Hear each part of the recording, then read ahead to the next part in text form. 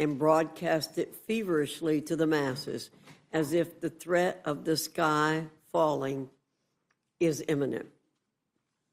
For the record, the sky is not falling. We're all too familiar with this worn-out song and dance routine. The fact is that Americans are not fooled by these ludicrous claims. They're not buying into the fear-mongering because they know better. They see the One Big Beautiful Bill Act as a monumental opportunity, an opportunity that will spur even more prosperity within the nation and further propel America into the golden age where it truly belongs. As the Speaker laid out very succinctly, this bill gets Americans back to winning again, and yes, it's been a long time coming. From delivering historic tax relief to reigniting our economic engine, creating massive investments in border security, to capturing generational savings and much more, H.R. 1 is the embodiment of the America First agenda. And there are provisions within this legislation that Democrats and their media bedfellows remain noticeably mum about, such as the establishing of savings accounts for newborns, increasing the child tax credit by an additional $500 per child, strengthening paid leave and child care tax credits. This legislation does not have a bowed posture and the frailty of a pipsqueak. The One Big Beautiful Bill Act is the real deal. It's what Americans voted for when they put their trust in President Trump and our Republican majorities in the People's House and the Senate. And here's a sharp dose of reality. A failure to pass this legislation carries with it serious negative implications, not only for hardworking taxpayers, but also the nation. The largest tax increase in American history would be levied against everyday men and women. Millions of jobs would be wiped off the map. Small businesses would be decimated. Wages would vanish. GDP would plummet, and nationwide economic ruin would erupt. Resources to ensure the continued protection of our nation's borders would dry up and turn to dust. Our nation's military would be rendered ill-prepared to confront existing threats to the American homeland, meet the quality of life needs for service members, and keep our adversaries in check. This isn't blatant fear-mongering like what our Democrat colleagues have been doing incessantly for months. These are just facts. President Trump has his pen in hand and is waiting for us to move forward. At this critical juncture, failure is not an option. We're kicking off the final leg of this process here in the Rules Committee today, and we're making good, yet again, on our commitments that we have made to the American people. Let's get this done and keep the wins coming. With that, I yield to the ranking member, Mr. McGovern, for any comments he wishes to make. Well, thank you, Madam Chair. The chairwoman just said that Democrats were going to say that the sky is falling. Well, I'm not going to say the sky is falling. I'm going to say that health care is going to get ripped away from millions of people. I'm going to say that food is going to be taken off the table of many families in this country who rely on SNAP as a way to make sure that they don't go hungry. And I'm going to say that the richest among us are going to get a tax cut. So it has nothing to do with the sky. It has everything to do with what is right and what is wrong. We are here today on a bill that just dropped from the Senate, hot off the press, passed only an hour ago. It's massive. Here it is, nearly 1,000 pages long. And I've got to ask, have any of you read it this time? Because last time we met on this legislation, many of our Republican colleagues had not. And that's no accident. It's by design. It's a direct result of Republican leadership and the White House jamming this bill through Congress with zero transparency. Now, let's be totally honest. This entire process has been legislative malpractice. It's been negotiated in back rooms from the start. In April, conservatives argued for and ultimately got aggressive instructions in the budget for committees to slash spending. I wonder how they feel now that the Senate has violated their hard-fought instructions by over $500 billion. And let's not forget, this bill was jammed through the House in May so quickly that some Republicans said they would have opposed it if they'd known what was actually in it. And now, after another series of backroom negotiations in the Senate, we're getting jammed again, without any chance for the public or independent experts, for that matter, to fully review the bill. And let me make a prediction. If this ugly bill passes, it's going to get a lot uglier when people realize what's in it. And not even Donald Trump's new $300 bottle of cologne will cover the stench. This bill will hurt people in every congressional district in this country. And Republicans are racing to get it passed before the American people can figure out what's in it. There's no real deadline. There's no real deadline that we're working against, none. July 4th is just an arbitrary marker that Trump made up. He wants a victory lap on Friday, just weeks after throwing himself a military birthday parade, complete with tanks rolling down Constitution Avenue, one that cost taxpayers tens of millions of dollars. He now wants to have a 4th of July signing ceremony at the White House for this dumpster fire of a bill.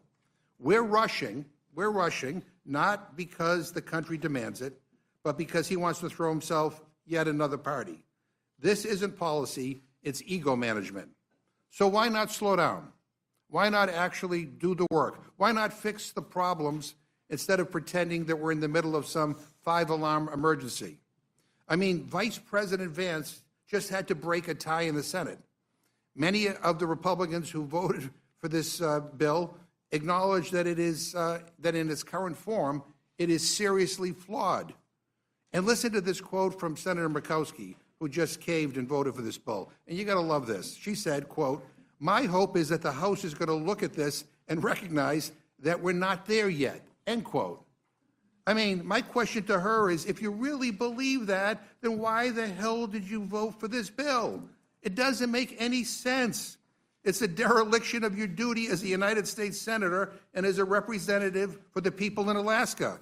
I mean, when was the last time this current House of Representatives has fixed or solved anything? I mean, where have you been, Senator Murkowski? This Republican House is dysfunction on steroids.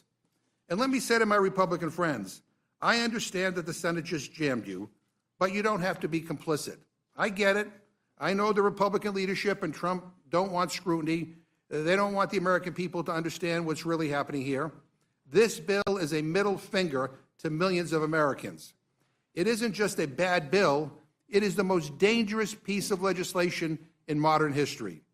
Dangerous because of the very real damage it will do to real people, sick people, hungry kids, families just scraping by. If this is Republicans' top legislative priority this Congress, it tells us everything about where your values lie. And it's not with working families, not with struggling communities, but with mega corporations, billionaires, and Donald Trump. Madam Chair, I know that once I'm done, you will say, as you did at the beginning, that I'm fear-mongering. That Democrats, nonpartisan scorekeepers, analysts, experts in industry, doctors, children's hospitals, food banks, utilities, organized labor, and journalists, all what they say about this bill, every legitimate critique that we have heard about this bill, you will say that it is hyperbole. But just because you say that, it doesn't make it so. Facts still do matter, and the facts say that this bill is terrible. Now, we know Republicans are about to gut Medicaid and cut Medicare. That's a fact. That's not an opinion. This bill rips health coverage away from roughly 17 million people. Of those, 11.8 million will lose health care due to the Medicaid and Affordable Care Act cuts. Another 5 million will lose their health care because Republicans are allowing premium assistance to expire for those who qualify for help with paying for health insurance on the ACA exchanges. Now, that's not my opinion. That's the conclusion of the CBO and every single other credible budget expert across the country.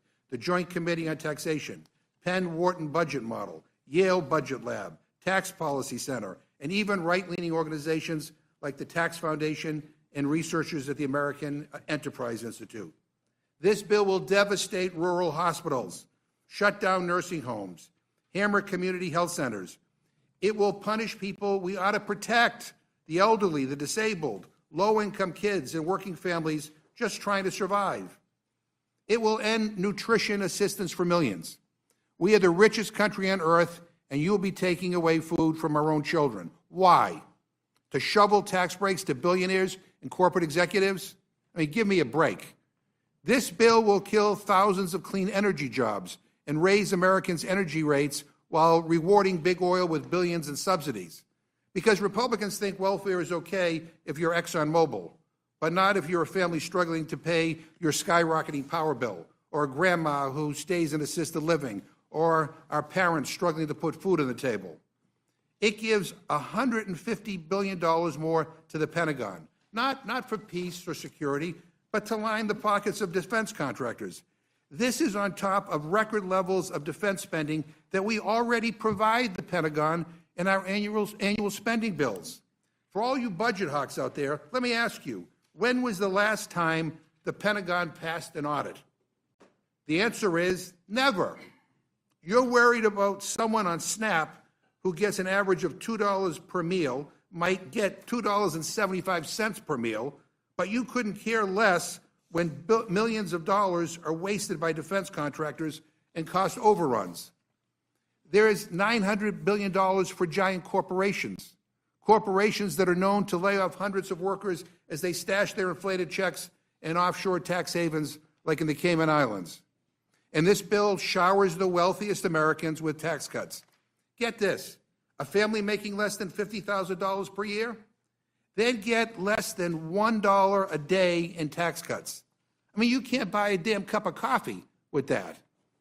But those making $1 million a year or more, well, they'll get more than $250 a day in tax breaks, or $96,000 tax breaks on average in a single year. I mean, that's even worse than the original House bill. That's how rigged this bill is to benefit the wealthy. The average millionaire gets more in tax cuts than most families earn in an entire year. And to be clear, there is deep support on the Democratic side for extending the middle-class tax cuts and passing no tax on tips. We'd be happy to work with you on something that delivers just that. But Republicans are holding bipartisan initiatives hostage to provide handouts to billionaires and gut Medicaid and SNAP. Now, meanwhile, the new standards for the child tax credit leaves 1 in every 3 eligible children behind. Because this bill doesn't invest in children, it abandons them. All this, and Republicans are adding more than $3 trillion to the national debt. You hear that? Over $3 trillion. Now, I know some of the Republicans on this committee consider themselves real fiscal hawks. Well, you cannot with a straight face say that you care about deficits and the debt if you vote for this bill, whether that's out of this committee or on the House floor. This bill even raises the debt ceiling by $5 trillion because Republicans know that policies in here will explode our debt. I mean, you can't make this stuff up. This is the biggest transfer of wealth in American history, stealing from the poor to give to the rich.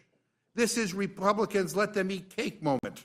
It robs from the most vulnerable to pay off the already powerful. It tells every kid without wealth, this government has nothing for you, that the American dream is only for trust fund babies. And here's what baffles me. You all know the truth.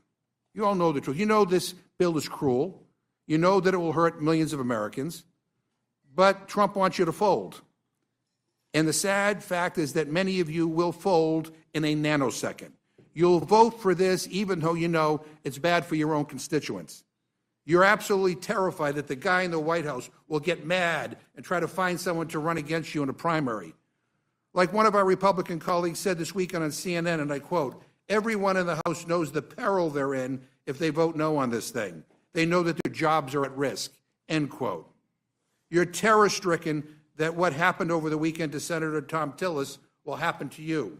Well, Senator Tillis did the right thing, speaking truth to power. You should listen to him when he says that the Senate's version of this bill betrays President Trump's promise not to take Medicaid away from its rightful recipients. He decided to retire because he wanted to put his constituents first, and quite frankly, I think he's tired of dealing with the relentless MAGA threats and BS. Truly, I've never seen anything like this in my life. the kind of petrified fealty we're seeing on the right, scared by a man who called voting against this bill the ultimate betrayal. Like, what kind of president talks like that? That's the language of dictators, not the language of a president. But let me remind you all of something. The people you should be afraid of, betraying are not in the White House or dining at Mar-a-Lago. They're back home. The people in Boone, North Carolina, in Moorhead, Minnesota, in Rock Hill, South Carolina, in Austin, Texas, in Salem, Indiana, in Jamestown, New York, in Tifton, Georgia, in Abington, Virginia, in Noonan, Georgia. They're the ones who hired you. And if you vote for this bill, you're voting to screw them over, plain and simple. When their kids go hungry, when their health care is gone, when their energy bills skyrocket, when they watch big oil rake in profits while they get pink slips, when they realize that billionaires like Jeff Bezos are getting 40 times the tax breaks that they're getting, when they watch the wealthy get richer and they're left behind, they are going to feel the pain that you brought on them. And I think you're going to see that reflected in the next election. The American people are watching. They deserve better than this. They deserve certainly better than this cowardice, better than this cruelty, better than this betrayal. So I'm asking all of you to have a spine, find your moral compass, vote no on this bill, and come up with something better. There's still time. Work with us on tax relief for people who are not making millions and billions of dollars. Let's go back to the drawing board. We can come up with a bipartisan consensus. And so, Madam Chair, for a million reasons, from process to substance, and quite frankly, to give Republican members a chance to read their own bill, I move that the committee do now adjourn. I thank the gentleman. The question is on the motion to adjourn. All those in favor say aye. Aye. All those opposed say no. No. In the opinion of the chair, the noes have it. Ask for a roll call, Madam Chair. The gentleman asked for a roll call. The clerk will call the roll. Mrs. Fishbach? No. Mrs. Fishbach, no. Mr. Norman? No. Mr. Norman, no. Mr. Roy? Mr. Roy, no. Mrs. Houchin? Mrs. Houchin, no. Mr. Langworthy? No. Mr. Langworthy, no. Mr. Scott? No. Mr. Scott, no. Mr. Griffith? No. Mr. Griffith, no. Mr. Jack? No. Mr. Jack, no. Mr. McGovern? Aye. Mr. McGovern, aye. Ms. Scanlon? Aye. Ms. Scanlon, aye. Mr. Neguse? Aye. Mr. Neguse, aye. Ms. Leger-Fernandez? Aye. Ms. Leger-Fernandez, aye. Madam Chair? No. Madam Chair, no. The clerk will report the total. 4 yeas, 9 nays. The noes have it. The motion to adjourn is not agreed to. Without objection, any prepared statements that our witnesses may have will be included in the record. I now welcome our first panel, Chairman Arrington and Ranking Member Boyle from the Committee on the Budget, Chairman Thompson and Ranking Member Craig from the Committee on Agriculture, Chairman Guthrie and Ranking Member Pallone from the Committee on Energy and Commerce, and Chairman Smith and Representative Moore from the Committee on Ways and Means. Your full statement will be submitted for the record, and we ask you summarize your statement in 5 minutes.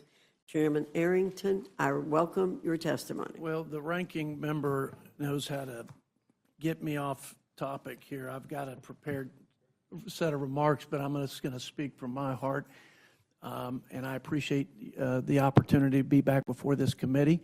A little like Groundhog Day, because we've been covering this subject matter, which is important to pour over for the American people. But I got to say that the people from West Texas sent me here, and especially in this last Congress, to reverse the curse of the last 4 years. The lawlessness and chaos at the border that has devastated my home state of Texas, and I would say probably communities in every state in the country, because of the open border and the crime, criminals, and drugs that have been pouring into our communities. It is the most imminent national security threat to the country. And the last president did not faithfully uphold the laws of the land, nor did he take serious his constitutional mission to provide for a common defense. That has to change. It's changed on day one with the new commander-in-chief. And we aim to give him the tools and resources to continue to do that job. Secondly, They all suffered from the 21%, roughly, regressive inflation tax. Why? Because of Democrats' failed policies and their wild, unbridled $8 trillion in deficit spending. I'm sure we'll have some good back and forth, but let me be clear. The American people and our great economy has suffered as a result of paying people not to work, of taxing and regulating small businesses. And then, of course, spinning us into 40-year high inflation, that hasn't gone over well for the people in West Texas. So they sent me here to make America stronger, safer, and more prosperous. And that's the mandate they gave our president. That's the mission I'm on. And I'm going to work every day to that end.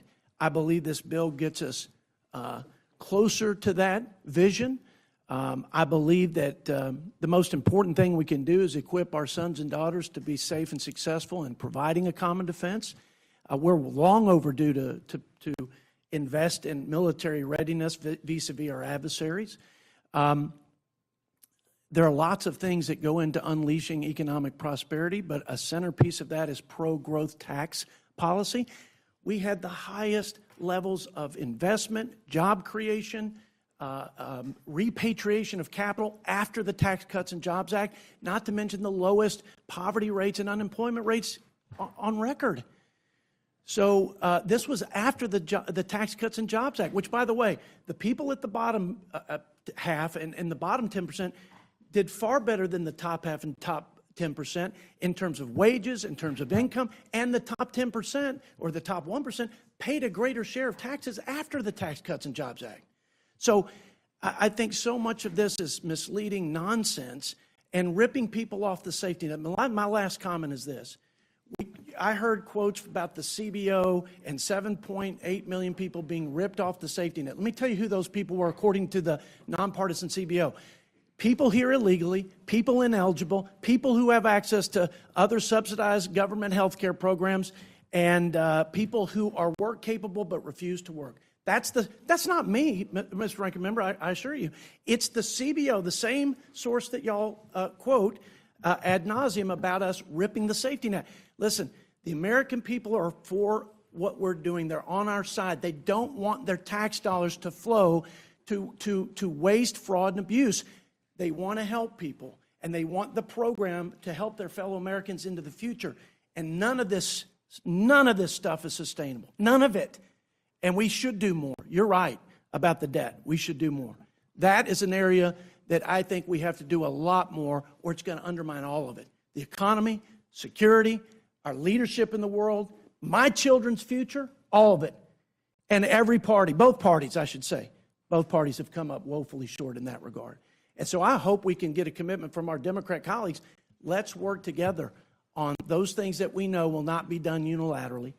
And then we'll take a first good shot at cleaning up the waste, fraud, and abuse and the entitlements and the mandatory programs that are driving us closer to that dangerous and irreparable debt crisis. With that, I yield back, Madam Chair. Thank you, Mr. Arrington. Mr. Boyle, you're recognized. Thank you, Madam Chair, Mr. Ranking Member, and all the members of the committee. It is an honor to get to be able to testify before this committee. It is an honor in this moment and a privilege to be here because the next 24 hours might be the most important of our entire careers. The health care of 17 million people who have it today and may lose it by the end of the week, that's all on the line. The food assistance that another 4 million currently get and may have taken away from them, that's on the line. So I can tell you this, there is no place I would rather be than right here, right now, in this moment, when each and every one of us can make the critical difference. When this bill passed the first time, it was only by one vote in the House. Just an hour ago in the Senate, it was passed by one vote in the Senate. I think this will come down to one vote yet again, whether or not this becomes law. And if it does, it will be the greatest loss of health care in American history. Nonpartisan Congressional Budget Office has confirmed 17 million Americans. And let me explain how they arrive at that number. Roughly half of that is due to the largest Medicaid cuts in American history. But another half of it is due to changes and allowing certain tax credits and provisions to expire in the Affordable Care Act, or Obamacare. I give the other side credit. They have been working like hell for 15 years to do away with Obamacare. This is the closest that they've ever come. Millions and millions today currently on Obamacare will lose it if this becomes law. And that's not all. As we confirmed again from CBO a few weeks ago, due to the massive increase in deficit spending in this bill, there have to be 4% Medicare cuts. That's over $500 billion worth of cuts to Medicare. So Medicaid cuts, Affordable Care Act, ACA cuts, Medicare cuts, the largest loss of health care in American history. I referenced nutrition assistance moments ago. Also the largest cuts to SNAP in American history. Cuts to higher education programs, cuts to Head Start. It goes on and on. And yet, as large as that is and as bad as that is, that still does not fully pay for the over $5 trillion in tax cuts that mostly go to the hyper-wealthy. How is the rest of that financed? Through deficit and debt. The same crowd that would bemoan the last 4 years there was a Democrat in the White House about the deficit and debt is adding more to our national debt in this bill than any other piece of legislation to pass since I've been here. We can do far better than this. The American people are smart. When they've been asked about the provisions of this bill, I have never seen poll numbers, truly, I have never seen poll numbers this terrible. By a roughly 2-to-1 margin, the American people oppose this bill.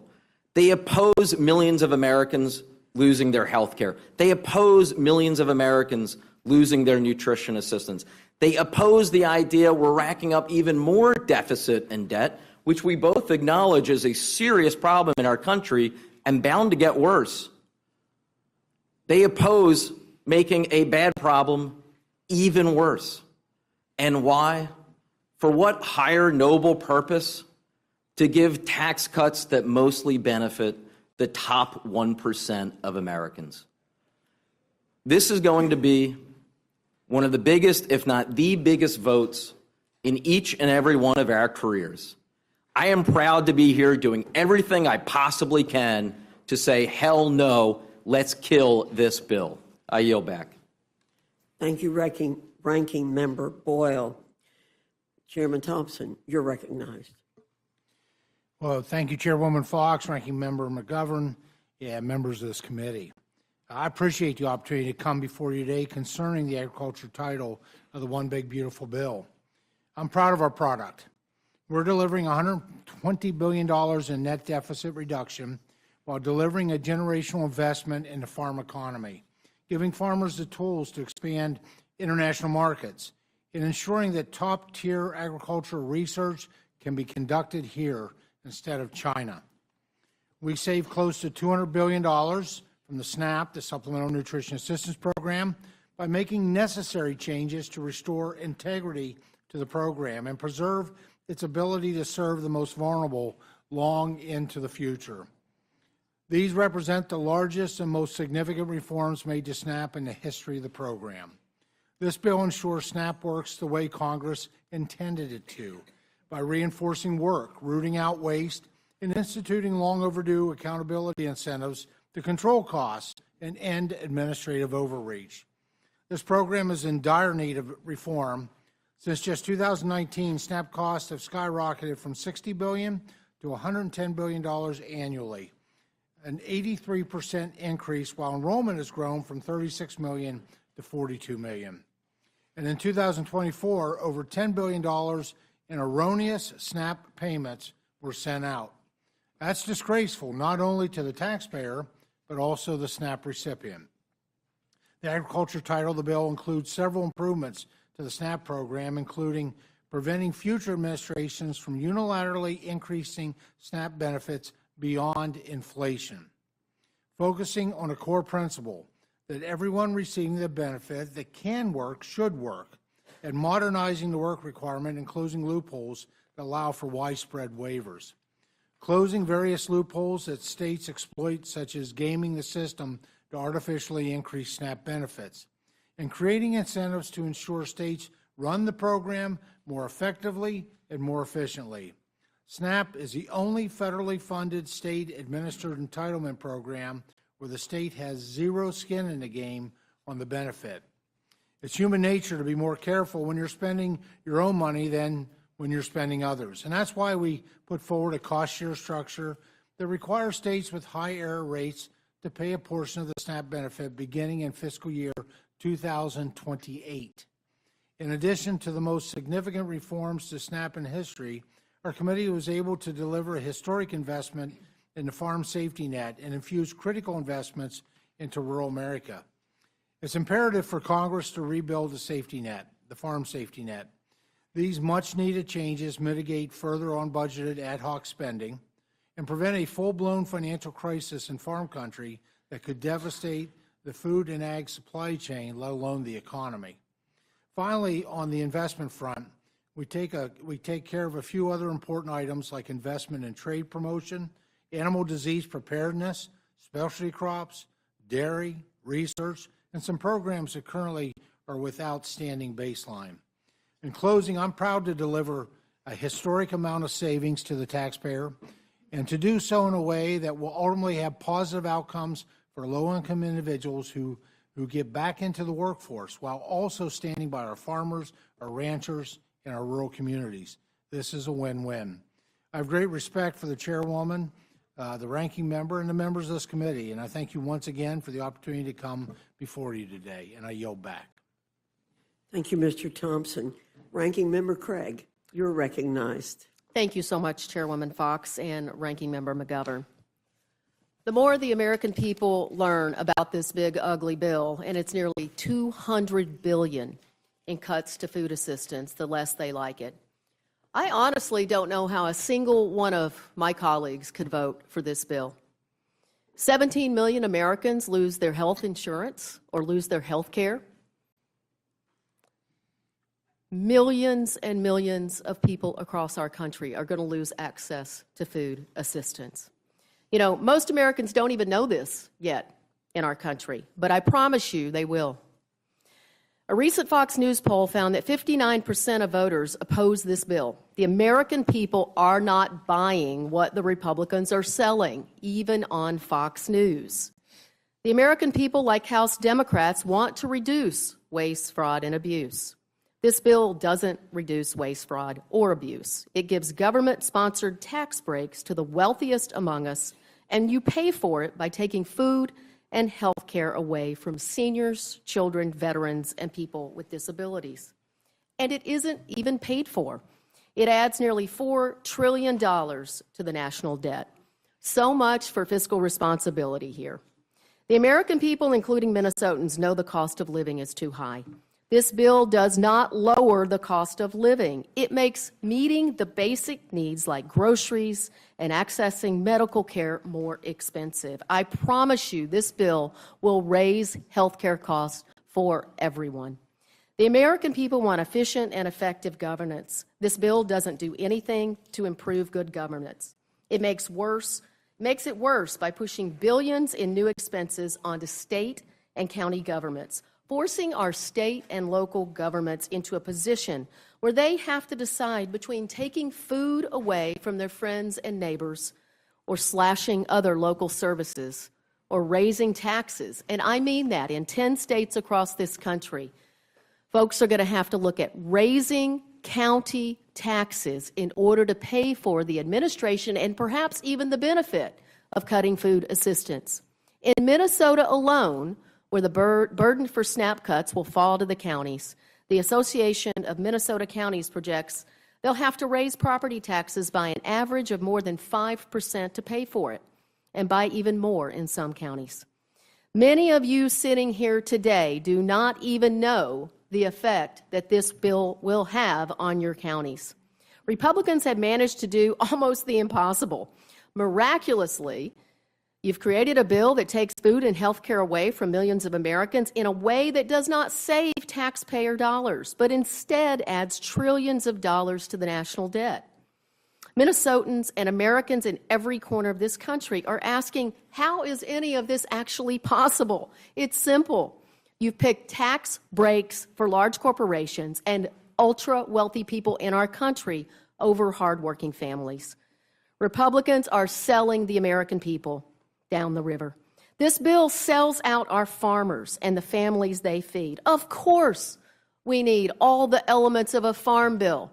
Mr. Chairman talked about the elements in this bill. We should be doing this in a farm bill, a full 5-year farm bill with 12 bipartisan titles.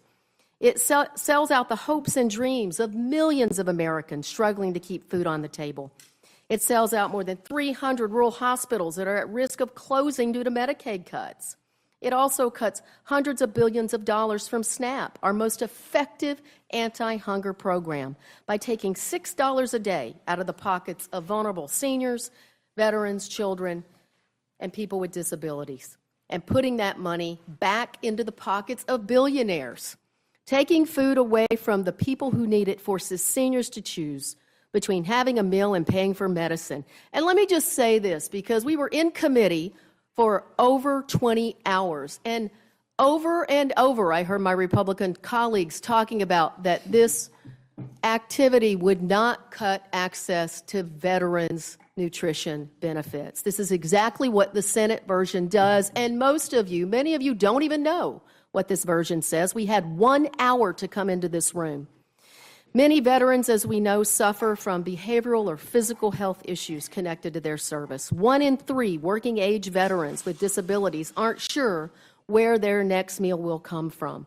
1 in 4 working-age veterans who can't find work are food insecure. Our veterans can't pay for meals with Support the Troops bumper stickers, and they can't eat thoughts and prayers. And it doesn't stop there. This bill takes food away from former foster youth, leaving the foster care system, who may not have the same level of support from families that many of us benefited from when we were just starting to make our way in the world as 18 or 19-year-olds. I just don't understand where these values are coming from. The American people are right not to trust this bill. The bill doesn't save us a cent. It adds to the debt. If passed, it will pass millions and millions along to the nation. This bill was a disgrace when it left this chamber. Most of you haven't read it to know that it's even more of a disgrace now that it's back. And folks, this is one of the worst mistakes anyone who votes yes for will make in your political career. Thank you, and I yield back. Thank you, Ranking Member Craig. Chairman Guthrie, you're recognized. Thank you. Good afternoon, Chairwoman Fox and Ranking Member McGovern. Thank you for holding this hearing today. And the One Big Beautiful Bill Act cuts wasteful spending, defends our nation's energy dominance, supports the rapid innovation of American industry, and preserves and protects Medicaid for the Americans who are most in need. We will send a bill to President's desk that delivers on Americans' leadership across industries, spurs technological innovation, and supports individual workers. We will unleash American energy dominance through strategic investments while also putting an end to wasteful subsidies. We will spur technological innovation by renewing American wireless leadership through spectrum auction authority that protects national security. This legislation begins to refill our dangerously low strategic petroleum reserve and creates new investments to generate reliable energy that will secure our grid and power AI. This bill also raises $85 billion of new revenue through a historic agreement reauthorizing the FCC Spectrum Authority while protecting U.S. national security. Our priority has been to strengthen, secure, and sustain Medicaid for expectant mothers, children, people with disability, and elderly. Our legislation stops billions of dollars in waste, fraud, and abuse in the Medicaid program by beginning to close loopholes, ensuring states have the flexibility to remove ineligible recipients from their rolls and removing beneficiaries who are enrolled in multiple states. H.R. 1 ends coverage for deceased beneficiaries, limits the ability of enrollees to obtain duplicative coverage, and ensures individuals with million-dollar homes are no longer eligible to qualify for Medicaid coverage. These are all common sense policies that will return taxpayer dollars to middle-class Americans and families. Republicans seek to return the core intent of the Medicaid program, which was created to protect health care for Americans who otherwise could not support themselves. Democrats expanded the program far beyond this core mission, allowing spending to grow into trillions if not addressed. Our common sense work requirements and community engagement policies for able-bodied adults who choose not to work encourage individuals to re-enter the workforce and regain their independence. This provision speaks to Republicans' commitment to strengthening Medicaid to ensure it is available for those who need it most, and this is an issue that resonates favorably with the majority of Americans across the board. H.R. 1 fulfills President Trump's promise of generational growth, prosperity, and health for the American people. It fulfills our commitment to lowering taxes for working families, unleashes American energy, and safeguards Medicaid for patients that need it the most, and supports the rapid innovation of American technology. It's time to pass this vital legislation and see it signed into law. And thank you, and I will yield back. Thank you very much. Ranking Member Pallone, you're recognized. Thank you, Madam Chair. I respect you a lot, but when I heard you in the beginning talk about Democrats fear-mongering, I just want to assure you that when I went home on Friday and the short weekend that we had, I was not fear-mongering. And I was actually shocked because I live in my district. A lot of it is at the Jersey Shore. You know, it's almost July 4th. People were out at the beach in their bathing suits, having a good time. I thought, oh, I'm not going to hear much about this bill. But in reality, it was the opposite. I couldn't go anywhere without people talking to me about this bill. First day, Friday, I found out that the county commissioners in my home county, which is a Republican county, consistently votes Republican, had passed a resolution unanimously opposing the bill, all Republicans. Then I went to church, I guess, on Sunday. It was a church, I have to be honest with you, that is, most of the people there are Republicans. There aren't too many Democrats in the church. And literally some of the trustees came up to me and said, I'm so glad that you're voting against this bill. Please continue the fight against it. I went to a concert. This wasn't a rock concert. This was the Ocean Grove Camp Meeting Association. Maybe the name will give you an idea. Methodist Camp Meeting Association. And it was a classical concert. I couldn't even get out of the room without the hall without people coming up to me and saying, this is a terrible bill. I hope you can stop it. Then I also met with the governor over the weekend because on Monday our state adopted the state budget. It was about $57 billion state budget. And he and the health commissioner said to me that we're not going to be able to deal with this. We don't know what's going to happen. They estimate about $3.5 billion cut for the state of New Jersey out of a budget next year that, as I said, was just adopted Monday, $57 billion. What is that, about 6%? They don't think we can survive. So, in all honesty, you said, well, we're fear-mongering, we're, same as doomsday, destroying the healthcare system. But that's what people are saying to us.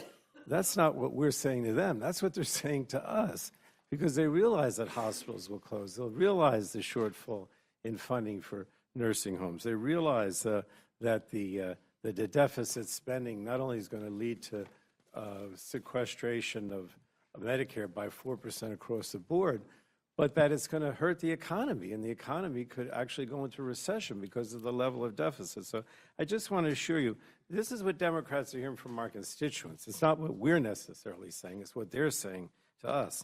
Now, the other thing I want to stress is that, look, the reality is that every time this bill moves forward, more and more people lose their health insurance. I think when it was before our committee, the CBO figures, Mr. Chairman, were like 13.5 million people would lose their health insurance. Then when it passed the floor, it was like 14, 15.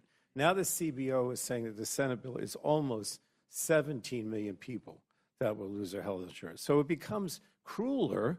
I don't want to say ugly. I'm going to say cruel, more cruel as we proceed. And I don't know, whether we read the bill or not. This is what whether you read the bill or not. The CBO is saying that we're talking now about almost 17 million Americans that are going to lose their health insurance. And what does that mean? It basically means that the hospitals, the nursing homes, community health centers are not going to get the third-party payment that comes from people who have health insurance. And so much of this is now uncompensated care, which means people will go to the emergency room at the hospital, they can't afford to pay it, and it becomes uncompensated care. And then the hospital, what do? They either raise prices, which means that insurance premiums and co-pays go up for people that have insurance. We still know the majority of Americans get health insurance for their job. So those policies are going to be more expensive. The co-pays are going to be more expensive. And all these people that don't have insurance are going to go to the emergency room and they don't get care. They don't see a doctor on a regular basis. They get sicker. And the consequences of the healthcare system really are devastating. Now, the other thing I wanted to say, too, is that one of the things that got significantly worse in the Senate bill is the provider tax. In other words, in the House bill, it was bad enough that the level of direct payments that states could make to failing hospitals or nursing homes was cut. But now it's made even worse in the Senate bill. The provider tax limitations in the House bill made it so that whatever your provider tax revenue was, it couldn't grow, right, or it couldn't change.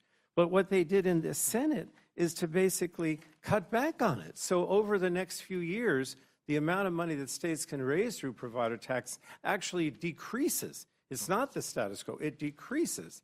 And that means because of what happens with that provider tax and it going back to the hospitals and nursing homes, that they're going to have even less money to deal with and more likely to close, more likely to have cutbacks in services. So look, in my opinion, this is an extreme bill. And it's not about waste, fraud, and abuse. It's not about whether you work or not. Instead, the Republicans are taking away health care from some of the poorest Americans so they can give these big tax breaks to the billionaires, to the large corporations.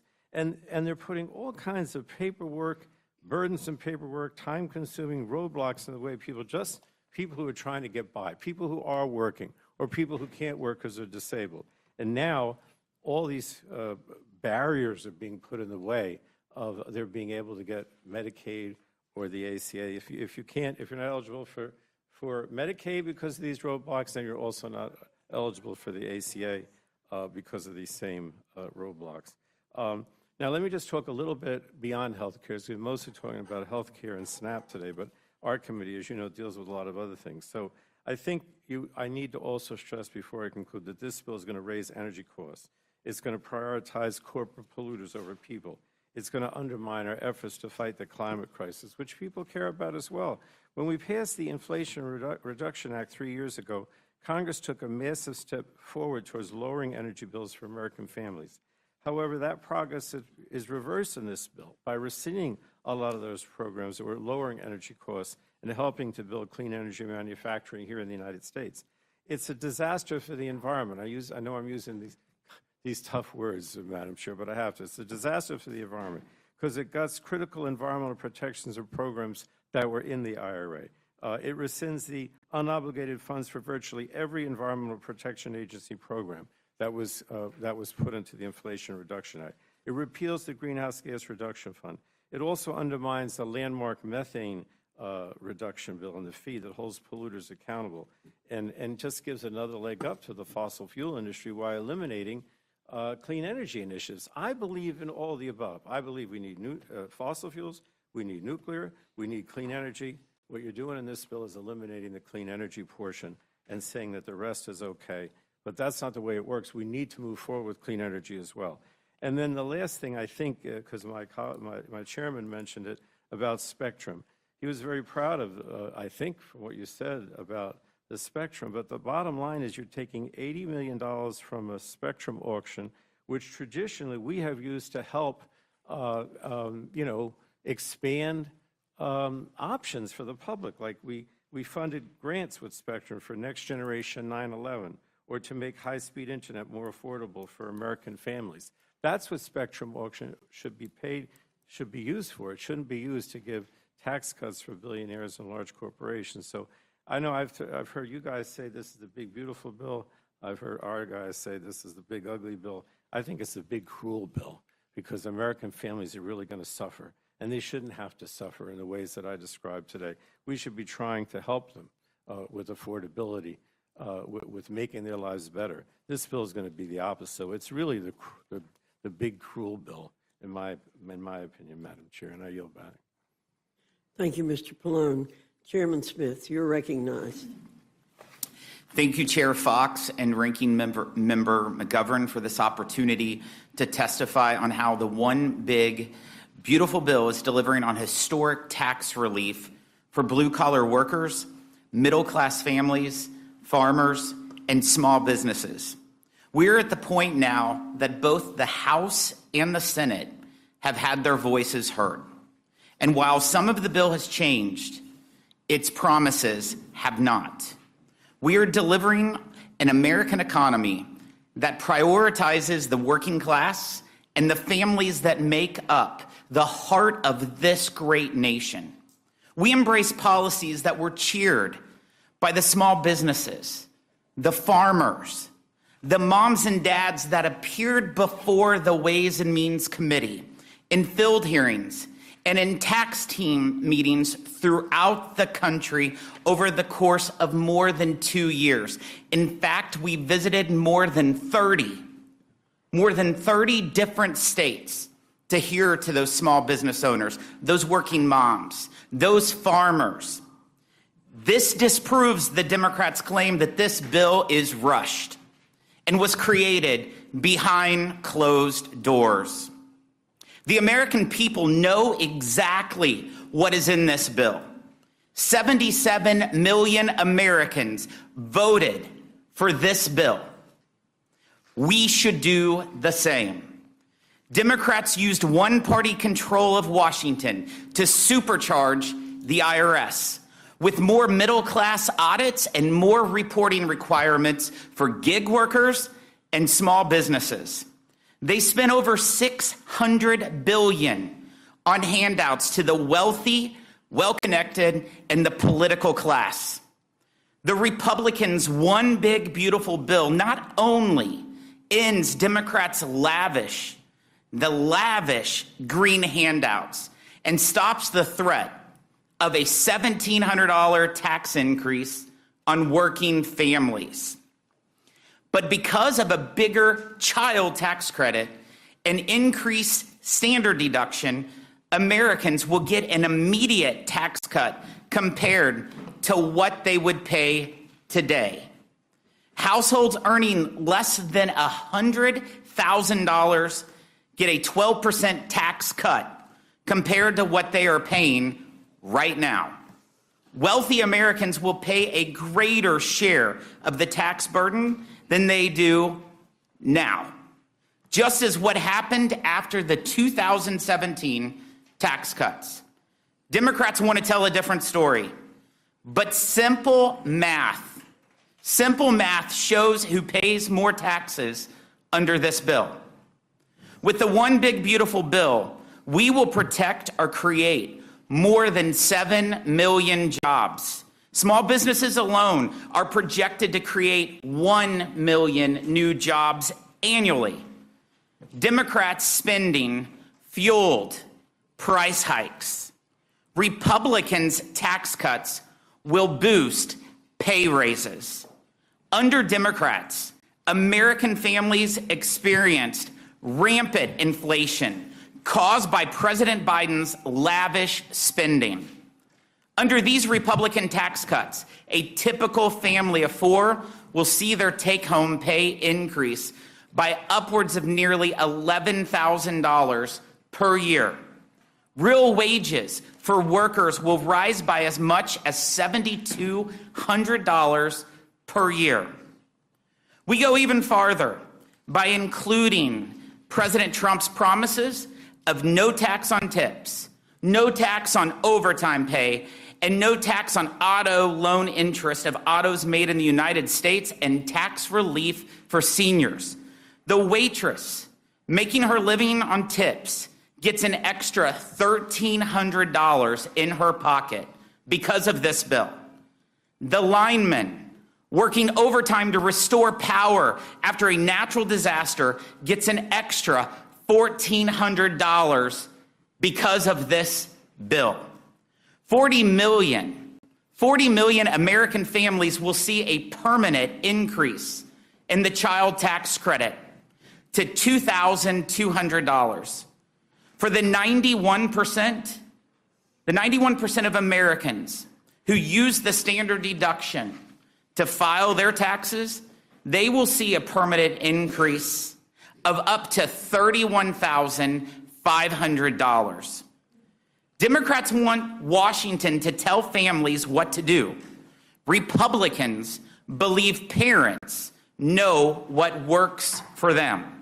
For education, we give parents and students more opportunity to choose schooling that best fits their needs, including trade schools, by expanding 529 education savings accounts. For family growth and health, we enhance the adoption tax credit, make permanent the paid leave tax credit. We increase the child and dependent care credit, as well as flexible spending arrangements, and we expand health savings accounts.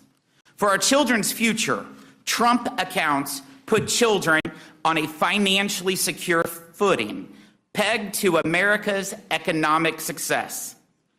Under Democrats, families could barely get by. Under Republicans, one big, beautiful bill, families will thrive. This is a historic opportunity to build on the successes of the 2017 Trump tax cuts and provide additional relief for workers, families, farmers, and small businesses. More investment, more growth, and more jobs right here in America. In fact, even before this bill's passage, policies contained within it have already notched huge victories. With the recently announced G7 global tax framework and Canada ending its unfair digital service tax, the G7 agreement alone will stop foreign governments from stealing upwards to $120 billion of revenues from our country's coffers. That's a huge, huge win, Madam Chair. We are prepared to get pro-worker, pro-family, and pro-America tax relief to the president's desk so families and Main Street businesses can start planning their own futures as soon as possible. I want to thank you for your time, and I look forward to the questions.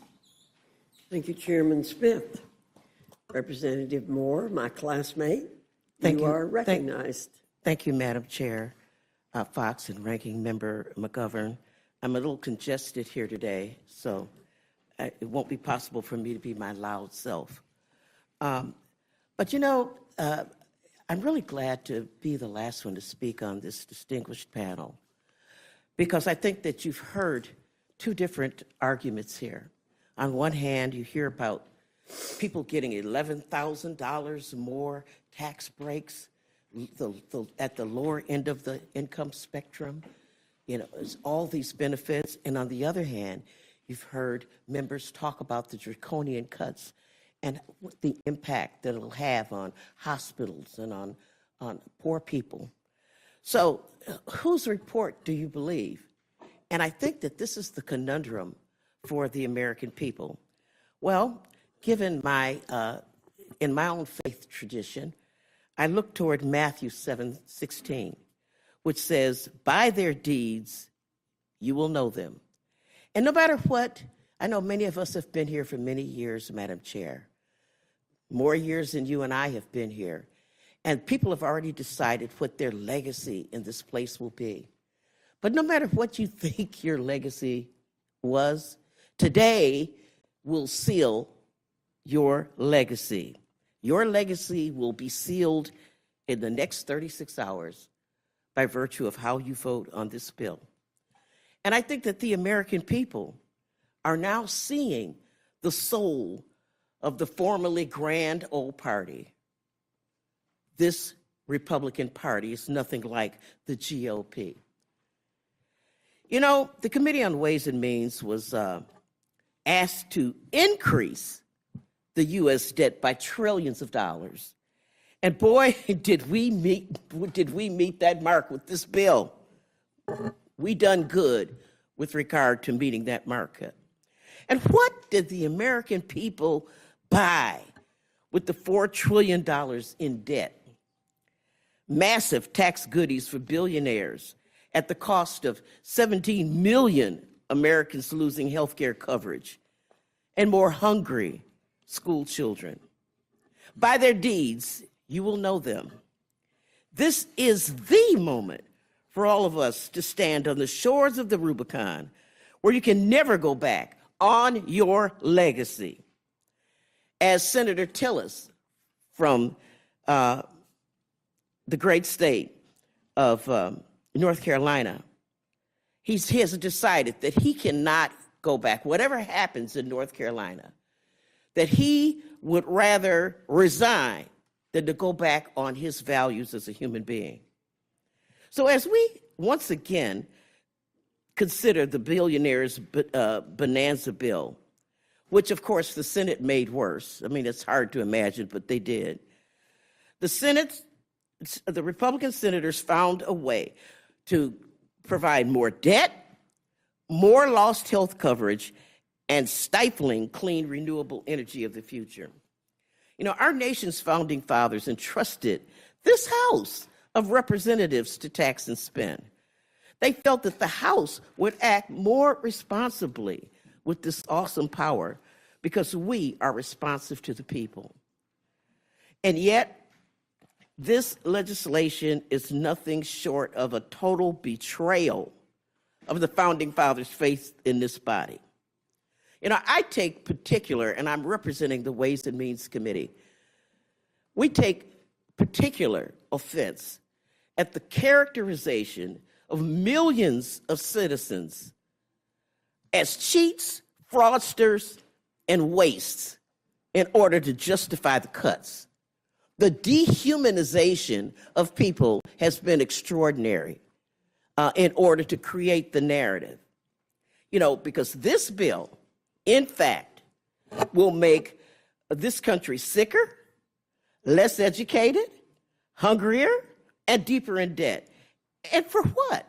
So that billionaires and corporations can have more and more and more. By their deeds, Madam Chair, you shall know them. Back in May, when we went through the paces on this bill, we had a bill that handed out billions and billions of dollars to millionaires. In fact, when we looked at this bill, on average, a person making over $1 million got a tax cut of $81,500. The bill in front of us, sent back by the Senate, has an average tax cut for a person making over $1 million at $96,000. That's right. The United States Senate took our House bill and said $81,000 in tax cuts just isn't enough for millionaires. We got to give them even more tax cuts. Now, let's check in on the average Americans who are teaching our children and building our roads in Milwaukee and Greensboro and New Brownsville and Rock Hill or Bloomington. In May, we learned that on an average, a household that makes under $50,000 got a tax cut of just 73 cents per day. That was about $247. Spend it wisely, America, because it's going to cost you your health care and your child's education. By their deeds, you will know them. And by the deeds of the United States Senate, we saw that we provided even more and more and more to millionaires and billionaires. The Senate saw that 73 cents a day that we were providing the average American was just too much. So they clawed back a nickel. That's right. If you made under $50,000 on average, you were getting 68 cents a day. That's not even enough to buy a Snickers. And that's what the Senate did. They took away the 73 cents a day and made it 68 cents a day. By their deeds, you shall know them, American people. When we were here in May, we learned that in just 2027 alone, the top 0.1%, not 1%, 0.1%, the richest of the rich, that is people making over $2 million a year, the people who we are told pay the most taxes, well, they got $50 billion in tax cuts just in 2027. $50 billion with the capital B. That was a House bill. But you know what? That $50 billion just wasn't enough for the Senate. They thought that because they objected to it not making enough cuts, so they decided to squeeze more and more and more from the old, infirm, and children. So they moved that number to $60 billion that they gave tax cuts to. That's right. In 2027 alone, the top 0.1% got $60 billion in tax cuts. Now, imagine the need in this country for better schools, child care, and job training. Imagine the needs we could address with the money. Nope. Republicans want to give a stimulus boost to the super yacht market. Madam Chair, back in May when we were here, I expressed my deep sadness that in order to, quote unquote, pay for these tax cuts, Republicans were kicking millions of the most vulnerable Americans off health care. Well, you heard it here from this panel. The Senate upped that number to 17 million people. What will we do? What will the Americans in nursing homes do when that money is moved from health care to the banks of the wealthy? Put them into the streets and hope for the best? Maybe they can get online and do a GoFundMe for all their health care needs. By their deeds, you will know them. Finally, Madam Chair, when we were here last May, we had a bill that the CBO said would blow up the deficit by $2.4 trillion. And when you add interest costs to that, you get $3 trillion. I know we have a lot of people among our Republican colleagues that don't like debt, but for some reason, they like this debt. And the Senate saw this, and they were thinking, gee, $3 trillion in debt, we can afford a little bit more debt. Why don't we just juice that number and make the debt number $4 trillion? Yep. So I don't know what it means to be a fiscal hawk, because if you vote for this bill, you're adding $4 trillion to the debt. You know, I know that Republicans have gone on TV for months and months and months, solemnly insisting to the American people that this bill is going to cut the debt, that this will not hurt anybody on Medicaid, just those lazy bums and you know, unworthy people. They've given us fantastical growth projections coming out of the White House. They're going to look at revenue from tariffs that are going to save the country and generate all these savings. Well, by their deeds, you're going to know them. Maybe this is what the Senate was thinking when they said that trillions of dollars in tax debt, we don't know the exact number yet, but somewhere between $4 to $5 trillion in tax debt equals zero. I got 3 great-granddaughters. I don't know how in the world I'm going to teach them that math. So, Madam Chair, I'll close with this. I know that sometimes here we're prone to exaggerations. I've heard a lot of exaggerations here today about how, you know, people are going to get $7,200 more in income and all these tax breaks. I don't know, a lot of drama around here.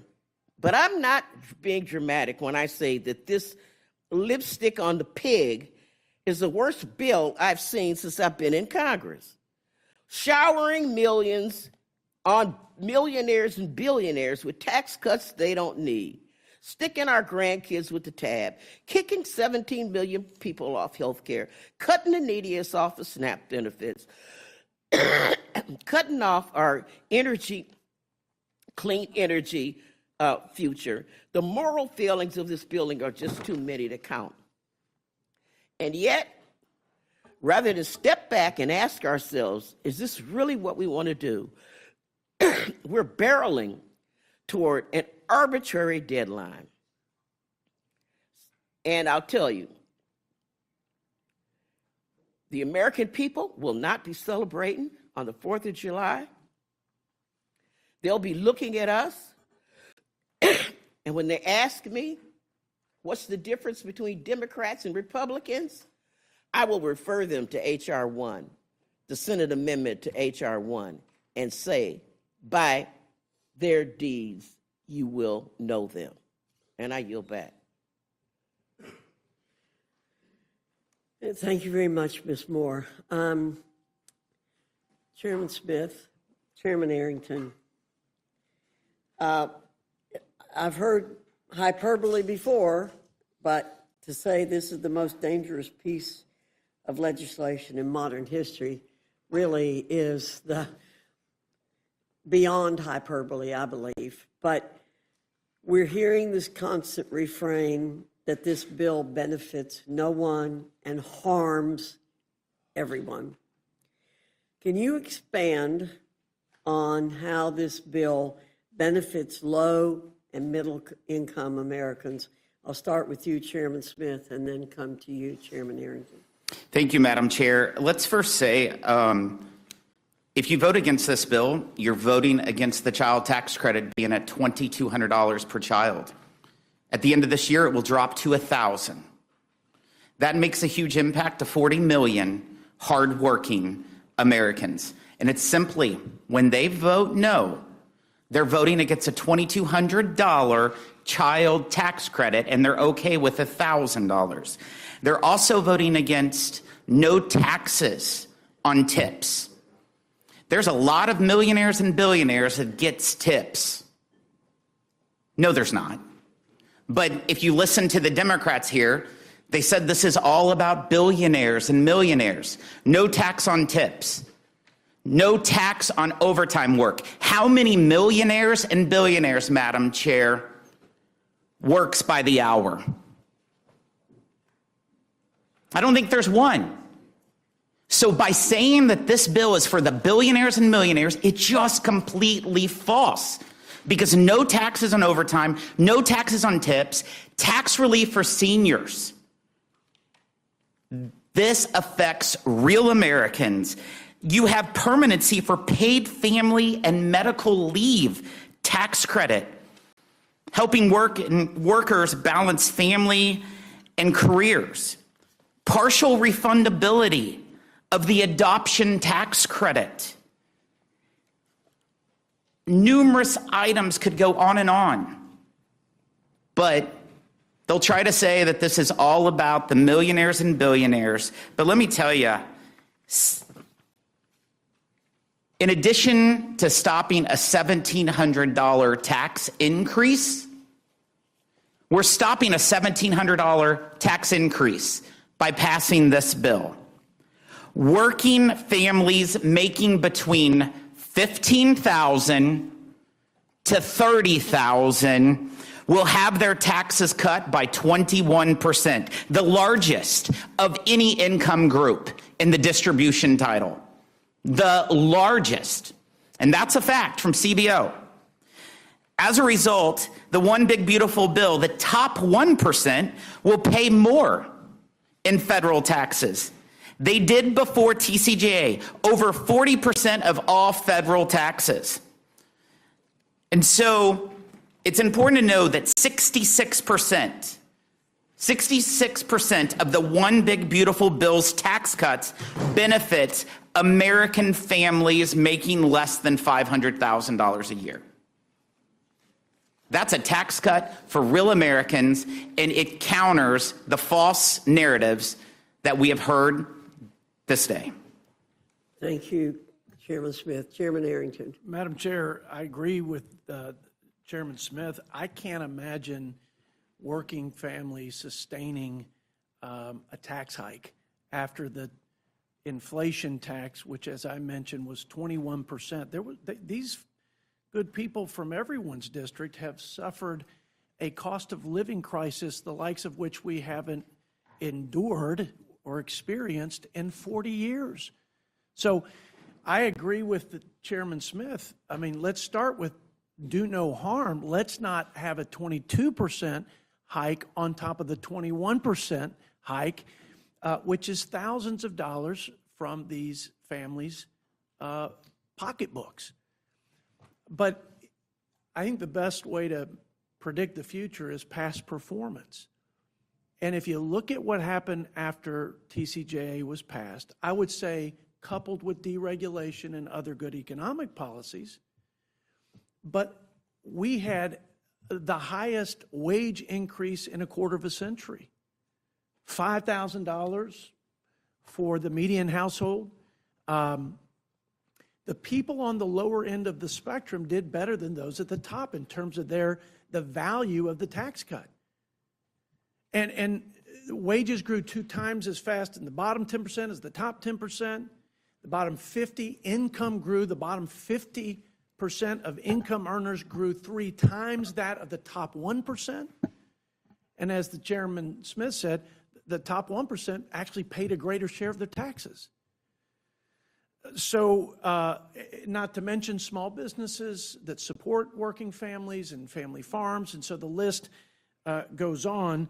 But I would say for those lowest income earners and those that need the safety net, I think this helps them by not allowing illegal immigrants and folks who are otherwise ineligible from siphoning money off and jeopardizing the sustainability of these programs into the future. And in fact, Numbers USA says that it's $9,000 in social services, taxpayer funded, for people here illegally. That's more than we spend per American citizen on Medicaid.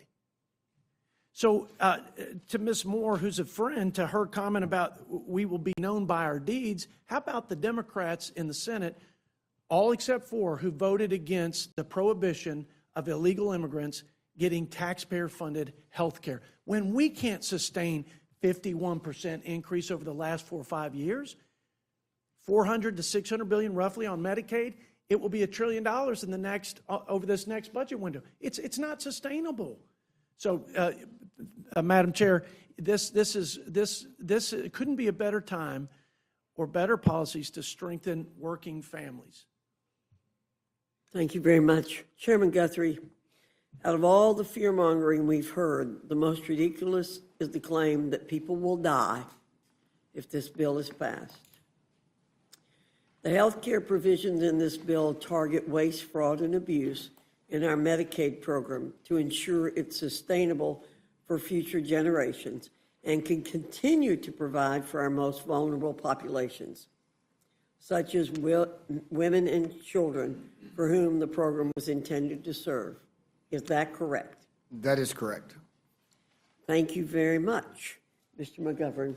Well, thank you, Madam Chair. And I have questions for everybody. But before I do, I have a question for you, Madam Chair. I'm just reading some of the, this is a post from Fox News saying that Andy Harris, who's our colleague, the head of the chair of the Freedom Caucus, has said that he will vote no on the rule when this rule comes before the full committee. He said that he'll vote no on the rule for the big, beautiful bill. He said that I don't think it's going to be in the next couple of days, but it's going to have to be a compromise between the House and the Senate, basically saying we're not there yet. I guess if the head of the Freedom Caucus is now publicly announcing he's against not the bill but the rule, then what the hell are we doing here? Because if you lose 3 or 4 members, then we're spinning our wheels here. So do you have any information on how many Republicans are going to vote no on the rule? Because I can assure you every Democrat is voting no on the rule. No, sir. And as you know, we are the Speaker's Committee, and it's our task to hold this hearing on the bill, and we'll continue until we're given directions that there is no chance that the rule or the bill will pass. Okay, I just wanted my colleagues to know that, and I'll keep announcing as people on the Republican side announce that they're voting against the rule, because I think that's relevant information. But Thank you, Mr. yeah, McGovern. I just want to say for the record, I mean, Chairman Smith said that Democrats said that this bill is only for billionaires. That's absolutely not what I said in my opening remarks. And I'll say it again, it is this bill mostly benefits the well-off. But I said I would support, some of the tax relief in this bill. The bottom line is that I support extending the tax benefits for the middle class. Told you I supported tax relief for, on tips. And so I think we have some consensus there. Where there is disagreement, I think on the tax stuff, is the millionaires and billionaires. And I don't know whether you felt you were constrained for time in your opening testimony or not, but you didn't say anything about the benefits, why we're doing, why there's tax relief for millionaires and billionaires. So you might want to. I'm happy to give you the time now to explain why do we need tax relief for millionaires and billionaires, especially when people are worried about increasing the debt and, people losing health care and SNAP benefits, but this is going to cost us. So why does Jeff Bezos need a tax break? Ranking Member McGovern, usually when you hear people say that we're cutting taxes for millionaires and billionaires, they point to Section 199A, which is the small business deduction. Almost 80% of all businesses in the United States are pass-through entities. And by making that permanent, that small business deduction, that is what helps create so many jobs. And that is where your side of the aisle continues to talk about the millionaires and billionaires. And the other section that you talk about Is Jeff Bezos not getting a tax break in this bill? The other section that you all are talking about within tax cuts is that we're keeping existing tax rates as they are today, moving permanently. We're not reducing those tax rates. We're just keeping them the same. So the fact that we're keeping them the same, you're saying that we're giving Jeff Bezos a tax cut. But he gets a tax cut in this bill. I mean, I'm looking at at some of the statistics here. According to the way I interpret this bill, the top 1% get 22% of the benefit. The top 5% get 43% of the benefit. The top 10% get 52% of the benefit. And the top 20% get 66% of the benefit. And I don't know about your district, but most small businesses in my district are multimillionaires or billionaires. And, you mentioned the child tax credit in your opening. The child tax credit goes down next year because Republicans designed it that way. You made it temporary, but you made tax cuts for corporations permanent. So that's why we're dealing with that. Republicans want to pretend that this bill provides meaningful tax relief to families through their child tax credit modifications. This is patently false. In fact, what Republicans are doing with the child tax credit in this bill is in many ways even worse than doing nothing at all. Under this backwards proposal, 1 in 3 children in America will be ineligible for the full child tax credit. That means millions of American citizen children will lose access to this life-changing assistance that they're currently receiving.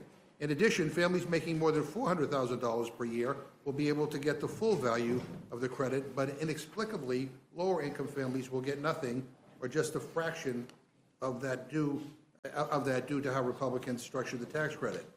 So the official nonpartisan Joint Committee on Taxation estimated that next year, if this bill passes, 17 million American citizen children will be blocked from getting the full value of the credit.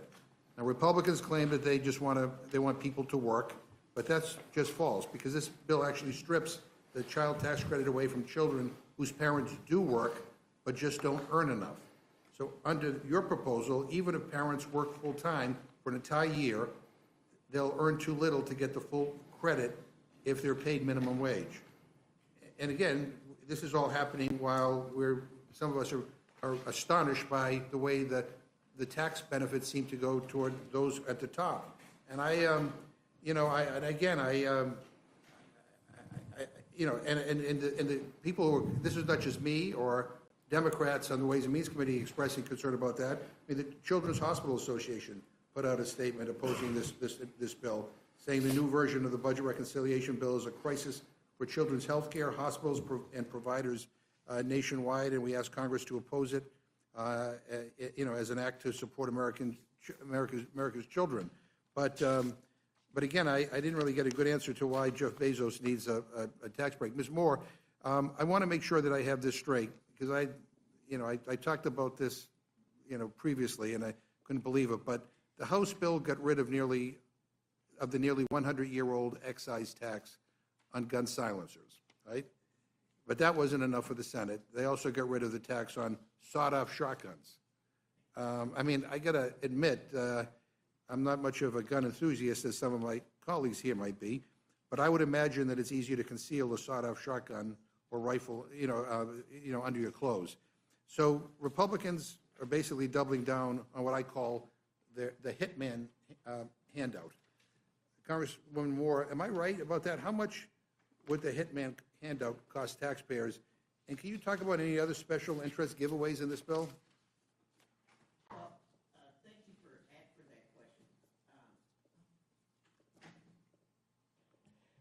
Thank you, Mr. McGovern, for that question. The Senate got rid of the tax on sawed-off shotguns. You're absolutely correct. So there will be no tax on sawed-off shotguns. Are there any other little giveaways that we know about, or are we going to have to wait for a few days before we find out if there are other? Well, I think that some other things that we're seeing is that while we're cutting educational opportunity for millions of people, we do provide a tax credit for the so-called choice program that will provide tax credits to those investors that invest in non-public education. We also see that there's a special carve-out for banks of certain loans that will not be taxed. Of course, we do see the protectionist movement toward fossil fuels. I'm just saying, I think in the coming weeks, we're going to find, coming days, if this becomes law, we're going to find out more stuff. I know, Mr. Smith, I know you wanted right. to. And of course, you remember the silencer. Oh, yeah, no, which is, I don't, but Mr. Smith, did you want to respond to why Jeff Bezos deserves a tax cut? I would be happy to talk about the tax on suppressors and the short barrel rifles that you were asking. Yeah, but that wasn't my question, but you can, if you want to talk about, explain to us. I think people want to know, why does someone like Jeff Bezos need a tax cut when all this other stuff is being cut? And I think that's not an outrageous question. It's what's on a lot of people's minds. By the way, not just Democrats, but independents and Republicans. That's why that's what the polling tells us, is that people don't quite get it. But if there's a quick answer as to why Jeff Bezos or people who earn what he earns deserve a tax cut, then I'm happy to yield to you. So I'll just say the reality is this legislation is specifically focused on delivering more jobs, permanent tax cuts, and bigger paychecks for hardworking Americans. That's why the no tax on tips, no tax on overtime, and the tax relief for seniors. He just spent $50 million on a wedding, and he's getting a tax cut. But whatever. But I didn't get invited. Mr. Did you McGovern, get I did invited? provide the answer to your question. yeah. The $2 billion tax cut on the sawed-off shotguns and so forth comes to about $2 billion. Thank you. The dedicated, nonpartisan civil servants at the Congressional Budget Office, provide fact-based estimates on how much bills will cost the American taxpayer, how many people will gain or lose health coverage, and other important quantifiable pieces of information that all of us, I think, want to have before voting on legislation. And we should be thanking them for the work that they do, and yet Republicans vilify them now. I don't know why. Maybe because Republicans may be threatened by the facts, but I think the facts are important. We need to know how many people are going to lose their health care. We need to know how many people are going to lose their nutrition assistance. We need to know how much it's going to add to the debt. Chairman Arrington, I mean, do you agree with CBO's analysis that this bill will add $3.3 trillion to the deficit? Yes or no? No. Okay. As the current chair of the Budget Committee, do you agree with President Trump that CBO is, quote, run by Democrats? I think they are mostly Democrats, and most likely they're biased in that regard Right. philosophically. Well, in fact, the current director of the CBO is a Republican. Yeah. And that's according to a recent interview he gave with the Wall Street Journal. That's And true. do you know what you said about the current CBO director when he was reappointed to his position 2 years ago? Probably something good, I Yeah, hope. you did. You said he has the two key ingredients to faithfully execute the role as our nation's budget scorekeeper, objectivity and integrity. And then now we hear a whole different version because, Republicans don't like the numbers. And it's not just CBO saying that your bill will cost trillions. It's every budget modeling organization with any credibility. Do you agree with the Yale Budget Lab that your bill will add trillions of dollars to the deficit, even when accounting for growth? Yes or no? I probably disagree with most of what's coming out of Yale Do University. you agree with the including that. Penn-Wharton budget model that your bill will add trillions of dollars to the deficit, even when accounting for growth? I disagree. Do you agree with the right-leaning tax foundation that your tax cuts will add trillions of dollars to the deficit, even when accounting for growth? I disagree with every organization you've mentioned because of a growth rate assumption. And they account for growth. Do you agree with the right-leaning American Enterprise Institute that your bill will add trillions of dollars to the deficit, even when accounting for growth? May I make a clarification? Yeah. I mean, you're running through a pretty good list, but I I'm think almost done with it. I think I'll let you finish. I mean, do you agree with the Tax Policy Center that your tax cuts will No, add sir. trillions of dollars to the deficit? I don't. And what about the House Freedom Caucus? That these tax cuts will, they have a lower estimate, but will add over $1 trillion to the deficit and is way more expensive than the House passed bill. Here's my position. I don't think Democrats or Republicans have gotten serious about addressing the cumulative deficits into the future. And even when President Trump, before he put his hand on the Bible and took his oath for a second term, CBO projected $20 trillion. So I think a lot of organizations will lump the entire $20 trillion. What I would say is this bill is focused on the growth part of the fiscal health equation. And what we have attempted to do is make sure we don't make the deficit problem worse while reaching out to my Democrat colleagues. So you would disagree with the Freedom Caucus then? I assume that's one of the reasons why Andy Harris is voting against the rule is because he's concerned about what this is going to add to the deficit. I think there are a number of people concerned about that issue, Mr. McGovern, to be honest with you. Yeah. In March, you said, and I quote, if the Senate is simply using current policy to get tax cuts permanent while avoiding or skirting the responsibility to bring down spending commensurately, then that is a non-starter. That's end quote. Yeah. Then in our April hearing on the budget, when I asked you if you were here supporting a non-starter, you told me I opposed the notion that in the final reconciliation bill that we would have a deficit increase on the watch of a party that claims fiscal responsibility as a core principle. And as recently as June 10th, you signed a letter that said, and I quote, we remain unequivocal in our position that any additional tax cuts must be matched dollar by real enforceable spending reductions. That union is the cornerstone of the House framework adopted in Section 4001 of H-Con Res 14, and it's the minimum standard for our support, end quote. So you've been very consistent in your demands, and so I have to ask you, did the Senate follow the House's reconciliation restrictions? They did not. All right. I mean, according to the latest analysis from the Committee on Responsible Federal Budget, the Senate violated the House's instructions by over $500 billion, and the final bill will add $4 trillion to the national debt, including interest. So here we are with a final bill that does something that you called a non-starter, that violates your core principles, and it doesn't meet what you called the minimum standard for your support. Have your core principles changed since April? I mean, No, sir. I mean, do words minimum and non-starter not mean what I think that they mean? I don't understand, why. I mean, if I were on the right of this, I mean, I don't know why, you wouldn't take this opportunity maybe to follow Lisa Murkowski's advice to, maybe have a conference with the Senate and try to work something out. it seems that everything that You everybody. may be onto something. Yeah, well, it's it. Well, and again, if that's the case, then I don't know why we're here in the Rules Committee taking up your time. But Ranking Member Boyle, it seems to me to be the prevailing view of literally every credible budget expert across the country that the Republicans' proposal will blow a multi-trillion-dollar hole in our debt. Even Republicans can't seem to get their stories straight. The Trump White House claims that the bill will reduce the deficit by trillions using magic math. Senate Republicans are opting to pretend that $4 trillion in tax cuts don't count as new tax cuts. And a select few House Republicans, like Congressman Massey, and I hate to add to his misery, Congressman Roy, actually admit that the bill will raise the deficit. Ranking Member Boyle, can you explain in very simple terms what Republicans are doing here by ignoring current law and using an alternative way to estimate the cost of their bill? And is it true that the new version of the bill adds hundreds of billions more to the deficit than what the House Republicans passed earlier this year? Yes, thank you, Ranking Member McGovern. I have to give Republicans credit for this. They have been able to get left-leaning groups and right-leaning groups both on the same side, saying exactly the same thing, that this bill adds trillions of dollars to our deficit and debt. To be specific, $4 trillion.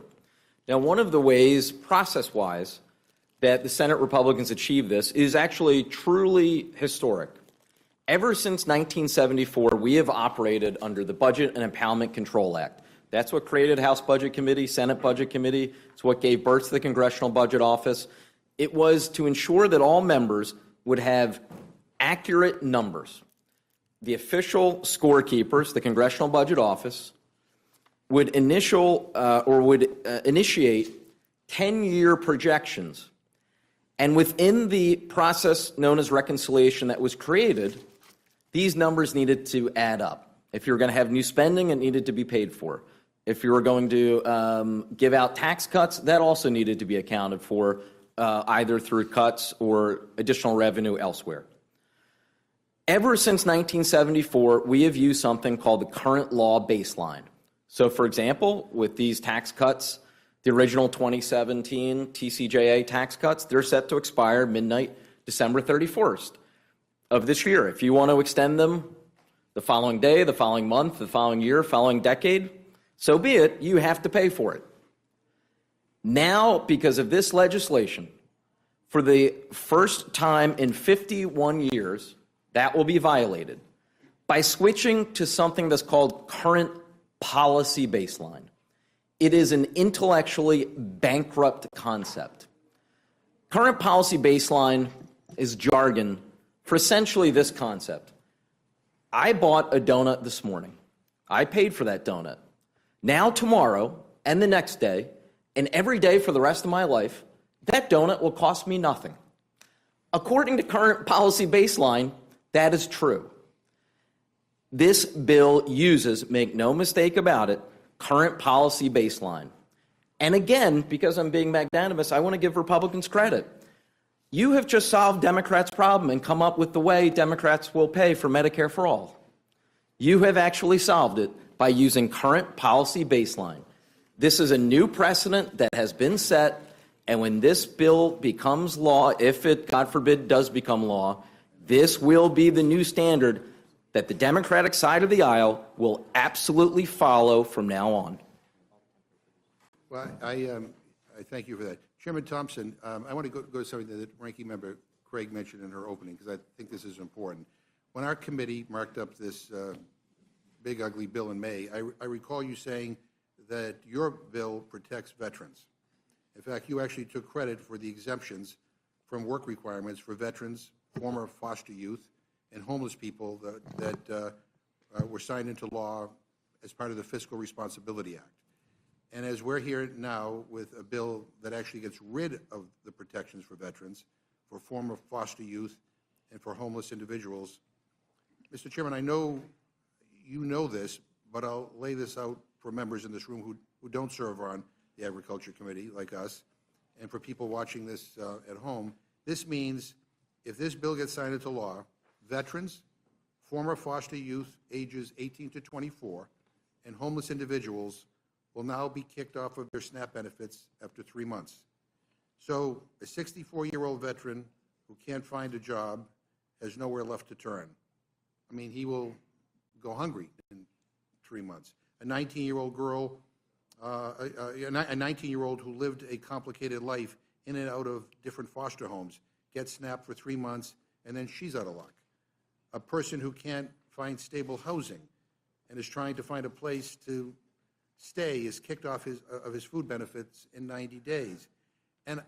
And so, you know, when we're talking about people being hurt, I mean, these are the people that we're talking about. And so my question for you, I mean, do you support removing the protections for veterans? Well, Mr. McGovern, I'm hesitant to correct you, but my statement was President Biden was the one that was pushing those three populations of having them exempt.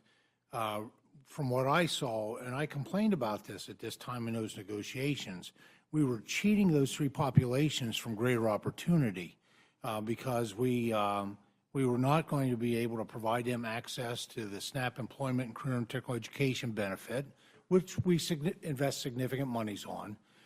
If they can't work, as you know, being on the committee as long as what you have been, and being a champion for nutrition, which I appreciate your passion, that there's two other alternatives: is an average of 80 hours a week working, or 80 hours of volunteer work a month. I'm sorry, 80 hours a month, yeah, of working, volunteering, or engaged in, and quite frankly, it's my favorite. I'll be honest with you. It's engaged in 80 hours of SNAP employment and career and technical education.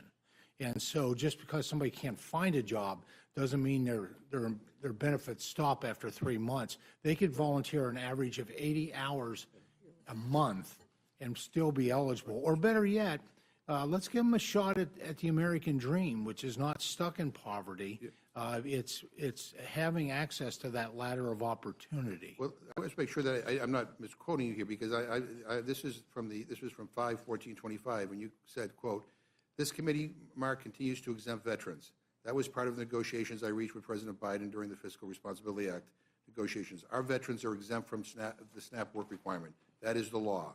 We are not proposing to change the law." Well, those negotiations So now negotiations are give and take. That was not my position. I thought we were cheating those three populations. And the House version did leave them intact, given the fact that they would naturally expire on their own after just a few And with respect to few somehow years. we're cheating them of opportunities, I mean, Well, if we're leaving them stuck in poverty, we're cheating them. Most states operate voluntary programs and can assign people who are interested in SNAP E&T to the program regardless of work status. These programs are severely limited. That's right, and Due they to were a history of exempt under- underfunding by both the state and the federal government. So even if you're subject to the paperwork requirements, there's no guarantee that you can participate in training because states don't have enough spaces. So this bill subjects millions of new people to the time limit in SNAP, and there aren't nearly enough E&T slots. So to put it in perspective, there are just over 300,000 E&T slots total. The demand is high.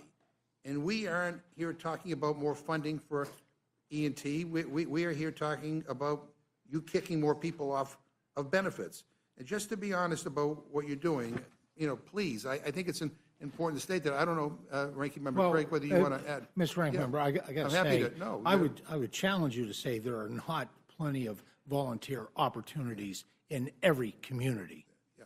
And people's lives are very complicated. In case you're not out and about in your districts, people's lives are very complicated. People don't fit into these nice, neat categories that everybody that you all outline. That is, life doesn't fall into black and white categories. There's a lot of gray area in terms of how complicated people's lives are. Ranking Member Craig? I would just add, Ranking Member, that these are people who serve this nation in our military, and we each know them. We know homeless veterans. We know those who are suffering with mental illness. And the idea that we are going to take food away from them in their time of need because they can't work 80 hours a month, to me, it's un-American. Yeah, and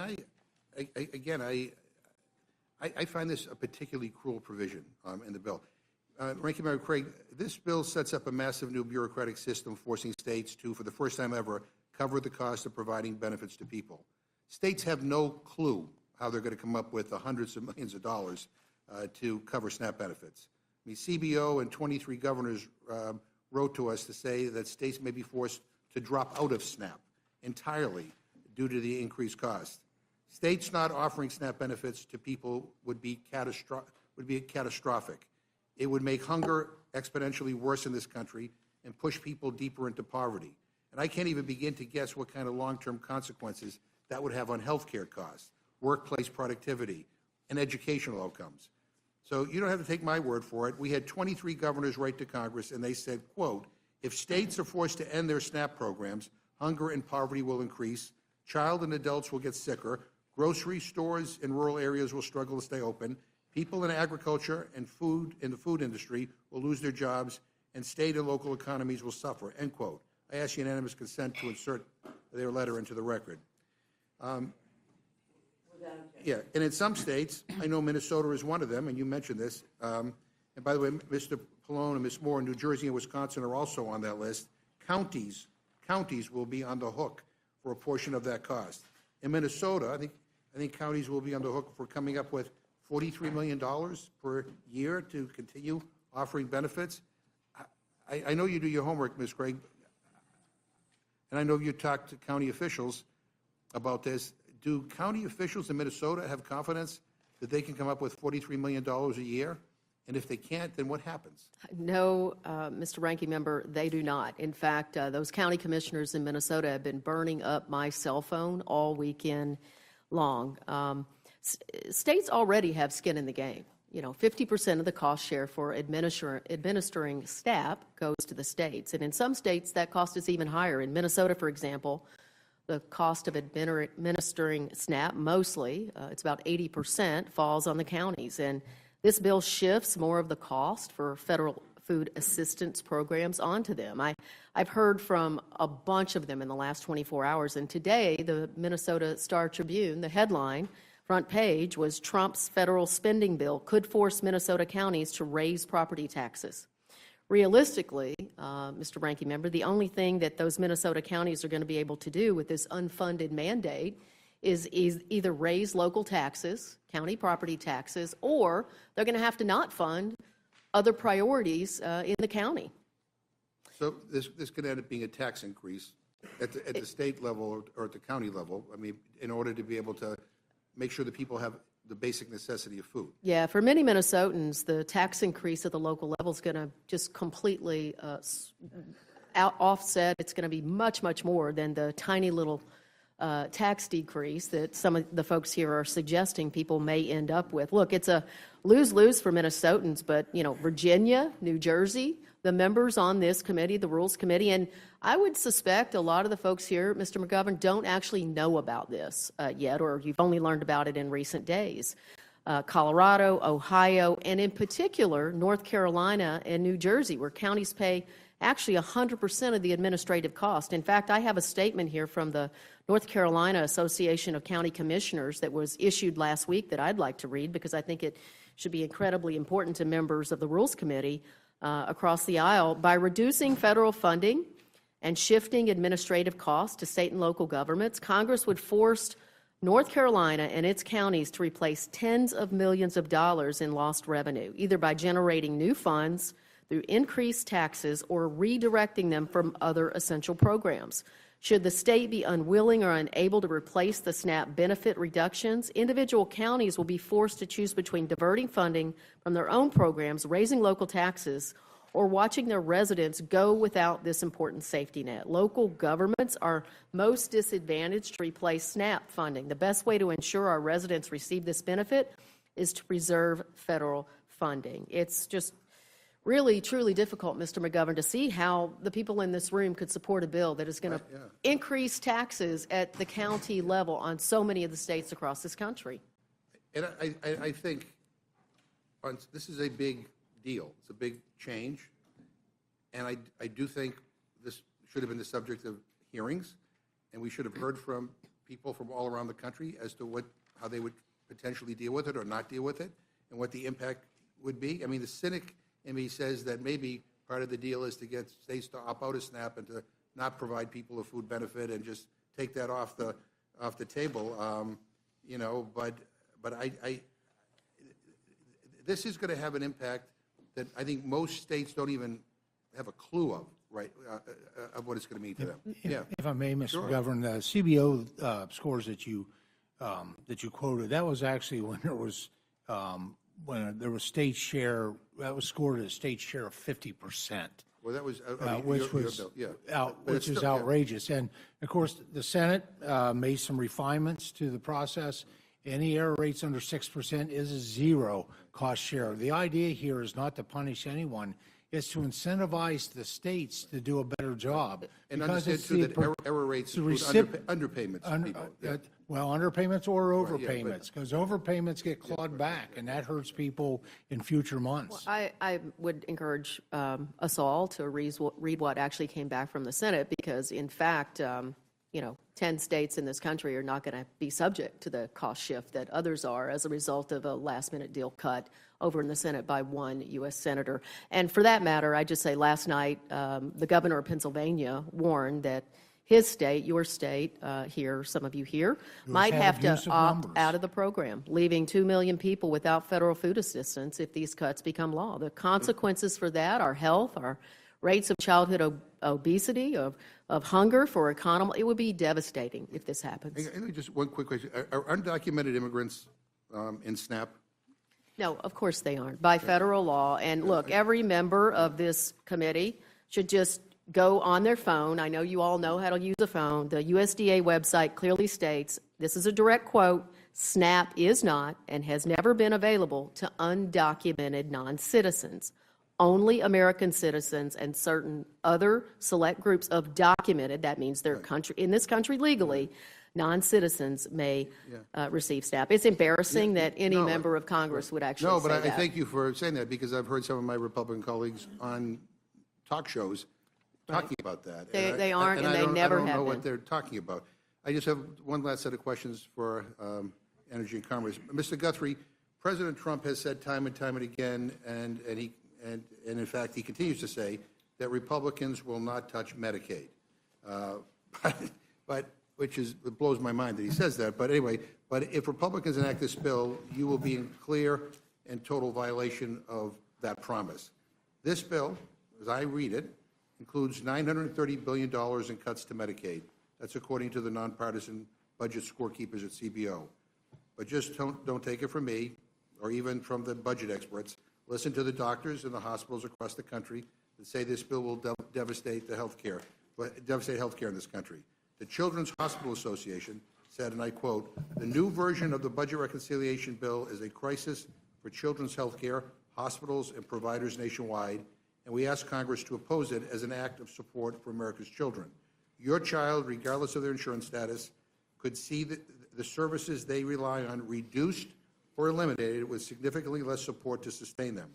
The bill amounts to fewer doctors and nurses to see your child, longer wait times, and sicker children," end quote. Hospitals across the country have raised alarms, including in Louisiana, Ohio, and in your home state of Kentucky. On June 26, the Kentucky Hospital Association said that this bill will force hospitals to close and endanger 20,000 health care jobs in your state. In total, estimates suggest that more than 300 rural hospitals and over 500 nursing homes could close because of this legislation. The fact that this bill cuts Medicaid has even been confirmed by key Republicans, including Senator Tom Tillis of North Carolina, the Chairwoman Fox's home state, who asked, quote, "What do I tell 663,000 people in 2 years or 3 years when President Trump breaks his promise by pushing them off of Medicaid because the funding's not there anymore?" So, Chairman Guthrie, can you answer that question? What should Senator Tillis tell the hundreds of thousands of people in North Carolina who will be pushed off of Medicaid because of the cuts in funding? And what about the 40,000 people in my district in Massachusetts who will lose their health care? I mean, you think that they deserve to know why cutting these benefits is such a priority, and especially because the offsets are being used, again, not to reduce the deficit or the debt, but to pay for tax cuts for very wealthy people. Yeah, let me start with, as we were here before, the people who were losing their health insurance on the Medicaid side of it, the people who were most affected, one were illegal. There are people that are illegal that receive Medicaid benefits through states that choose to do that. Yeah, that not was federal- that not- was not that was federal birded out of the bill, so that's not part of it. So you got the most. But never federal Medicaid. Well, there's two ways to do it. One is they use the federal office that's 90/10, whatever you want to call it, to administer it.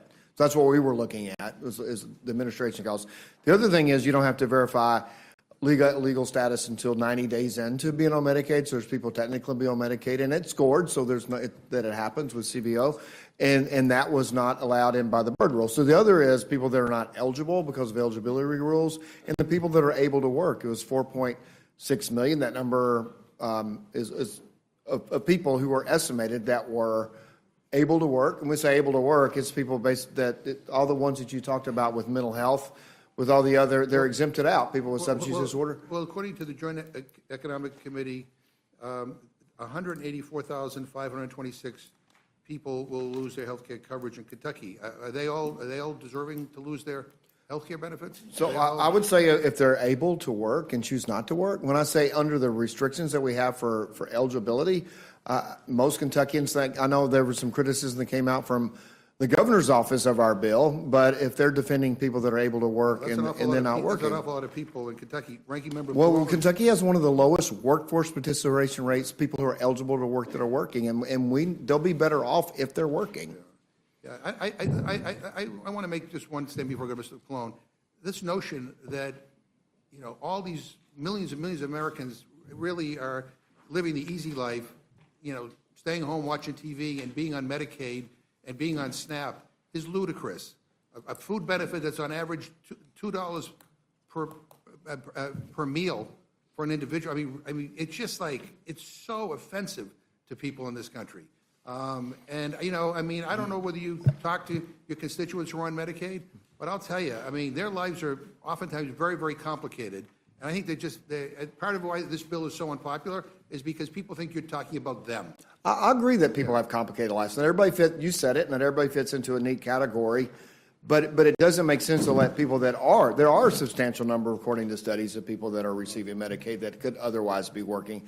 That's why we were very careful to sculpt provisions where people that are on substance use disorder, right. people that are mental health, they're all exempted. People with dependent child at home. Living through the last 24 hours and watching the machinations of the United States Senate trying to add things, take things out, move things around, using the words very careful don't seem to apply here.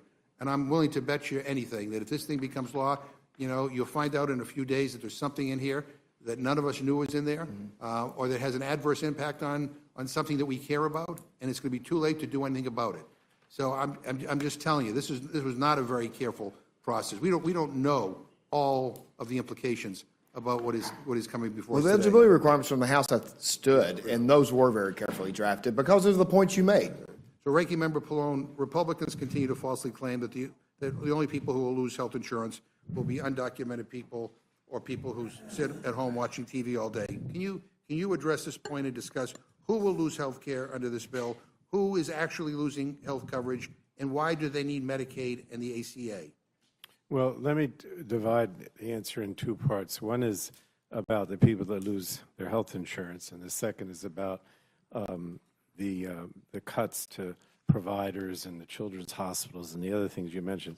First of all, the Republicans have to stop. I know they won't, but they have to stop saying that the only thing they're doing here is work requirements or paperwork. The bottom line is that if you talk about the $1 trillion that's going to be cut here, or the 17 million people that are going to lose their health insurance, there's probably only a third of that $1 trillion that's related to the paperwork. Now, that's significant because the bottom line is that, it's not fair. Use the Georgia example I've used a million times, where they estimated there were 300,000 or 400,000 people that were eligible for Medicaid expansion, and only 4,500 of those actually got Medicaid because of the paperwork requirements, meaning, you've got to file every month. You have to show that if you're not working, it's, because of a level of disability that's impossible to reach. That's maybe a third of it. The rest of it is all the other cuts, right? So, for example, with regard to the ACA, the subsidies, the enhanced subsidies are gone. So if your health insurance costs you, is valued at, say, $5,200 a year and you're paying $100 a month, you're now going to have to pay an extra $4,000 that would have been subsidized, and you can't afford it, so therefore you don't get health insurance, right? So this is not primarily about paperwork requirements, although those paperwork requirements are so awful that a lot of people will lose their health insurance. The other thing I was going to say too is that you're talking about the Children's Hospital. This is what the Senate did that made this so much more onerous. We don't talk about CHIP, right? Much. You haven't heard much about that. But what's been done collectively between the House and the Senate with CHIP is devastating, right? So now there are lifetime and annual limits on how much can be spent for a child on CHIP. There are provisions that say you have to wait 30 days before you're eligible for CHIP. So the children's hospitals are devastated, in part, not only because of Medicaid and the ACA cuts, but also because of the impact on CHIP. And then what the Senate did with the provider tax was even worse, because you understand that there's two things here that hospitals depend on. If they're failing, a state like New Jersey will give them what we call direct state payments so that they don't fail. Those are significantly cut back in the House and the Senate bill. The provider tax, if you say in the House bill, we said, well, we're going to just keep the provider tax the way it is. You can't raise it due to inflation. You can't change it any other way. But they didn't change the status quo. What the Senate did is to scale back and say every year the provider tax is going to be less and less. And then if you don't get that provider tax at the state level, then you can't give the providers, in this case the hospitals and nursing homes, the level of money so that they can actually operate. So, look, I don't want to eliminate the emphasis on the paperwork or whatever the Republicans call it, the work requirements. That's devastating enough. But you have to understand that that's a certain percentage of this overall cuts. It's not the majority. A lot of this is just directly cutting these programs and the amount of funding that's coming to the providers. Right. That's what's going on here. Thank you. Mr. Guthrie, are you aware how much damage this bill is going to do to the clean energy industry in Kentucky? I mean, I have a letter here addressed to you from manufacturing companies in Kentucky, and the letter states, quote, there are already more than 14,000 clean energy jobs in Kentucky in the battery, manufacturing, automotive, grid infrastructure, critical minerals, and clean energy industries, end quote. The letter further states that $8 billion in announced funding for these industries to your state has yet to be spent and is a significant risk if this bill passed. That sounds like a heck of a lot of jobs. I mean, what do you say to these employers? And and I mean, on the tax portion of this bill, I mean, what do you tell the thousands of people who could lose their jobs from Kentucky, or for that matter, in Missouri? I mean, who want to work in these high-paying industries? I mean, this bill is a job killer and a climate killer. If they're the largest battery plants are in my district, one battery plant, Ford offers a good product people are going to buy. They were going to build 2 battery plants in my district. They built 2 plants. They're going to equip one because they make a good product and people are going to buy it. They're not going to equip the other. They're looking for other uses for it. The other one is actually in my hometown. And I say this, and I've told people who've asked me about this, I think if people choose to buy an electric vehicle, that's absolutely their choice. I don't think it's the federal government's job to mandate them to do so. And I think it's better off for the American people, regardless of what the specific issues. But I think people are going to end up buying these cars because they're good products. But I don't think that they should be mandated. I just don't think they should be mandated to be bought. Yeah, well, Mr. McGovern, our clocks have gone wonky on us now. It's been going about 4 minutes. no, and I think that's really testing. No, and I appreciate the chairwoman's admonition, but with all due respect to everybody who's here, I mean, this is a big deal, and we don't even have time to read everything in this bill, and for many of us who have looked at the House bill and tried to follow what's going on in the Senate, we are really worried about how it's going to impact our constituents. And so I get it, but we have no other opportunity to be able to ask these questions and get these answers. And so, again, I apologize to the panel, but this is important, and I will. Can I finish my thought, though? Oh, yeah, okay. But if I was a business and my member of Congress was not going to mandate that people buy my product, I might send them a letter as well. We're not mandating you to buy a product. Well, they're mandating you have we're to not. buy electric. We're actually trying to get an industry off the ground and maybe provide a little help in combating climate change and actually being good to this planet. Yeah, and so anyway, I think people would rather that than tax cuts for Jeff Bezos. I yield back. Thank you very much. I want to take 5 seconds. We've heard mention of people who are on SNAP and on welfare having complicated lives. Let me tell you, the most complicated lives of the people in this country who are working 40-plus hours a week to pay their taxes and deal with their children and health care and other things. I don't hear too many people defending those people. Madam Chair, with all due respect, the majority of able-bodied adults on SNAP work for a living. And the majority of people on the program are children and they're senior citizens. So let's not leave the misimpression that, that program is just for people who don't work. Mr. Norman. I want to thank all the committee heads, Chairman, for what you've done. The first bill that we put out, each of you worked hard to get. Each of you had things and were part of the process. Our Democrat colleagues, no one voted for our bill that the House sent over. No one agrees with giving money back to the taxpayer that they earned. And to have my good friend, Mr. McGovern, question whether there were really people who are able-bodied, and it's not that many of them, you hadn't been in the real world. You go to that restaurant, you go to that electrician, you go to that tire manufacturer. Every day, the number one concern is getting people who are willing to do hot work. It's not there. You've been in government too long. And all I would say is that the founders and the 56 signers of the Declaration of Independence would be astounded that we're sitting here talking about something that we hadn't read fully. We hadn't got a copy of it. Now, Mr. McGovern, I do agree with you on that. The fact that we should have it in hand. I think the founders and the 56 signers of the Declaration of Independence would be astounded that we're adding debt to our children and grandchildren who are defenseless. Debt is a curse. And Jody, you were right. We got to reverse the curse. And what the Senate did is unconscionable. What they did to our bill was unconscionable. And that's why, I will be, unlike my Democrat colleagues, they will not support anything their new leader in New York, Mandani, government-run stores, government-run gas stations, government-run apartments. I wonder how many U-Haulers are now leaving New York, and the socialist theory just does not work. So, I'm against this because of what the Senate did. I'll vote against it here, and I'll vote against it on the floor until we get it right. And the fact is, the good news, we're going to pass the tax cuts. The tax cuts don't expire until the December of this year. We're going to pass the tax cuts. And I think we're going to go back to the drawing table.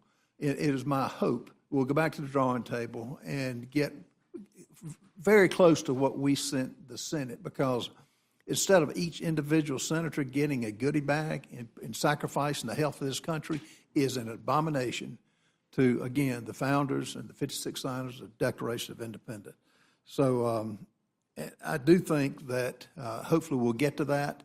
We're not there yet, but I think hopefully we will be, and the American people will be better off for it. I yield back. Thank you, Mr. Norman. Ms. Scanlon, you're recognized. Yes, I'd first yield to Mr. McGovern. No, the gentleman just took a swipe at me. Let me return a swipe by saying I think he spent too much time at Mar-a-Lago and with people who are well off and well connected.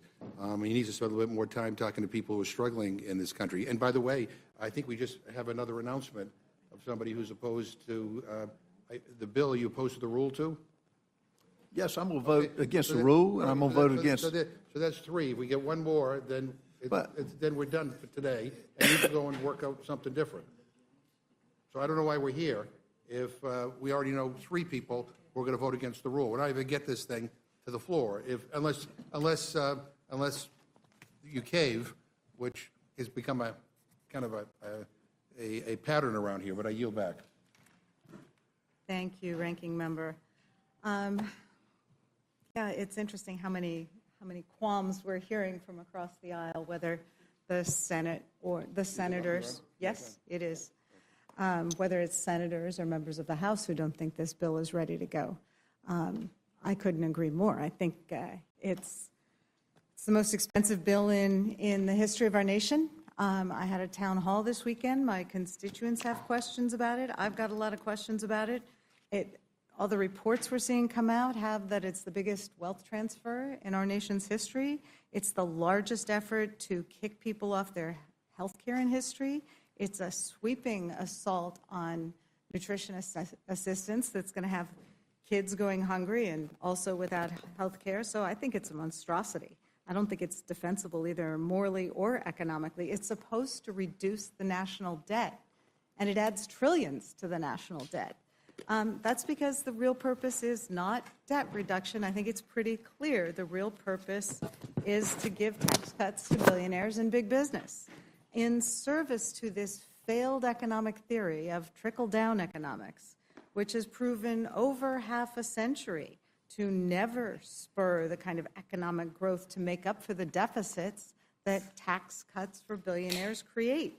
If Republicans run through these tax cuts, our economy will not magically overperform to make up the lost revenue. It just doesn't work that way. But we will see even more income inequality as the rich, the Musks, the Bezos, the Mar-a-Lago millionaires get richer and everybody else gets left behind. Some of our colleagues say they hate this bill or they don't like parts of it, but at the end of the day, they have lacked the guts to stand up for the American people, and they have voted for this travesty of a bill over and over again because the head of their party wants it. Time and again, we've seen the only Republicans willing to stand up for their constituents in the country are those who are on their way out the door. So what kind of moral compass does one need to have to think that a millionaire deserves a tax cut, but a working mom should lose her health care? As Ranking Member Moore suggested, our bills, our budgets make clear what our priorities are. And what's clear here is that Trump's Republican Party only cares about rich people and large companies. They don't care about working people. They don't care about kids. They don't care if you need Medicare or SNAP to make ends meet. This bill is an unconscionable attack on the middle class and on our poorest American neighbors. It's a 940-page testament to Republican values, and those values are grim. It's really shocking to see the supporters of this bill trying to justify taking away health care from 17 million people, kicking 5 million people off SNAP, causing the closure of hundreds of nursing homes, community health centers, and hospitals across the country, allowing mining and oil drilling on our public lands and in our public forests, raising energy costs for consumers across the country, while adding nearly $4 trillion to the national debt so that the mega rich can get mega richer. Who in their right minds thinks this is a good deal for the American people? For every millionaire that gets a tax cut, 19 people will be kicked off their health care and 6 people will lose their food assistance. I don't think these measures reflect the values of the hardworking families that I represent in Pennsylvania's 5th. And I don't think it's what most Americans want now that we have the details in writing. And that's why I think this hearing is particularly important, as this bill has been constructed over the weekend with last-minute additions, in, they're out. We all need to be reading this bill and not after taking the votes. This bill puts the government's weight entirely on the side of the wealthy and well-connected. It values caviar over kids. It values hedge funds over health care, and it values Mar-a-Lago over the middle class. The health care cuts alone in this bill are breathtaking. Medicaid, a program that ensures over 90 million Americans, including almost half of all the births in this country, is on the chopping block. The bill slashes state funding, imposing work requirements and paperwork traps, and repealing incentives to expand Medicaid altogether. And the Republican justification for these Medicaid cuts is bull. As we have heard, as anyone who's looked at it knows, federal Medicaid does not cover undocumented immigrants. But it does cover millions of children, including 99% of all foster kids, which I know is a particular concern for Rep. Moore, almost half the births in this country, and 1/3 of all kids with cancer. And that's whose health care coverage is being threatened by this bill. The work requirements are a particularly cruel hoax. They don't increase employment, they just increase the red tape. And I thought our Republican colleagues were against bureaucracy and red tape. When Arkansas tried similar work requirements, over 18,000 people lost coverage, and there was no increase in employment. This bill mandates similar complicated paperwork requirements so that a Medicaid recipient has to prove they're doing 80 hours a month of work or community engagement, even though the vast majority of folks on Medicaid are already working, in school, or caring for a family member. So even though most Medicaid recipients are working, if they forget to file a form, if they miss a verification deadline, if their employer fails to respond, or if their state agency makes a mistake, they get kicked off Medicaid. It's not that they're not eligible, it's that the paperwork gets them kicked off. It's a cruel bureaucratic paperwork trap, not a work incentive. And that's why the CBO found that these policies won't increase employment, but they will cause millions to lose their coverage. When people lose coverage, their illnesses don't disappear, their needs don't go away. They go to the emergency room, they delay care until it becomes catastrophic, they miss bills, they lose their homes to pay for treatment. Ultimately, people will die due to the loss of coverage. That's the real-world impact of this bill. But many of our Republican colleagues don't seem to get that. Mitch McConnell said people will get over it. Joni Ernst said, and I quote, "We're all going to die." And today in this meeting, we're hearing statements that show an unfathomable callousness towards the American people who are going to lose their coverage. I had at my town hall meeting this weekend parents of kids with disabilities who overwhelmingly rely on this coverage. And the idea that they could navigate caps on coverage for their kids is simply astonishing. Plus, we're hearing from every corner that the Medicaid cuts are going to cost hundreds of nursing homes. We've got a list now of 537 nursing homes that are at risk of closing. One's in my district, 2 are adjoining. This is going to cause nursing homes, hospitals, and community health centers to close. It is really mind-boggling. We know that more than 60% of long-term care residents rely on Medicaid. But this bill cuts that funding while simultaneously eliminating staffing requirements at our long-term care facilities. So people aren't going to be able to afford the care, and the care they get isn't going to be as good as it is now. That's a recipe for disaster. We're going to see facilities shutting down and horror stories of abuse, neglect, and poor conditions. Then there's the gutting of food assistance. The bill imposes harsh new work requirements for SNAP that would kick millions off the program, including, as we've heard, families, seniors, veterans, and foster youth. It turns LIHEAP assistance into countable income. And for many of our communities, like Chairman Thompson's community, mine, LIHEAP is absolutely essential for people trying to get through the winter. It bans using internet bills in utility and allowances, and that's an especially egregious cut in the 21st century.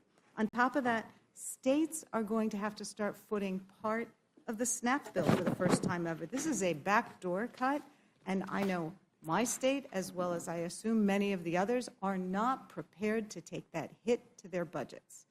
Like so many provisions in this bill, the SNAP provisions would shift billions of dollars in cost to the states, in addition to all the paperwork and personnel costs that this bill would add. For example, when you no longer have automatic registration for school lunches because you have untied it from SNAP, all of a sudden all of our local school districts are going to have to re-engage with an arduous process to make sure that kids are eligible for school lunches. We had a roundtable with our local school districts a couple weeks ago, and they are terrified about this at a time when school budgets are under so much stress.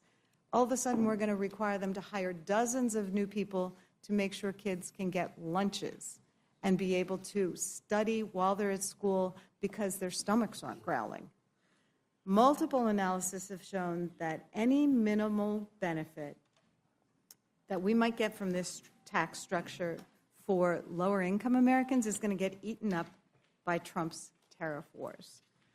According to a new economic analysis put out yesterday by the Yale Budget Lab, this bill is actually going to reduce income for the bottom 40% of earners. A massive chunk of the middle class will actually see their incomes drop as a result of this bill. Meanwhile, people at the top 1% are going to get a $30,000 tax cut, and the top 0.01%, will get a $100,000 handout. So again, every responsible study that is looking at this is showing that we're going to see a wealth transfer from low-income Americans to the wealthiest among us.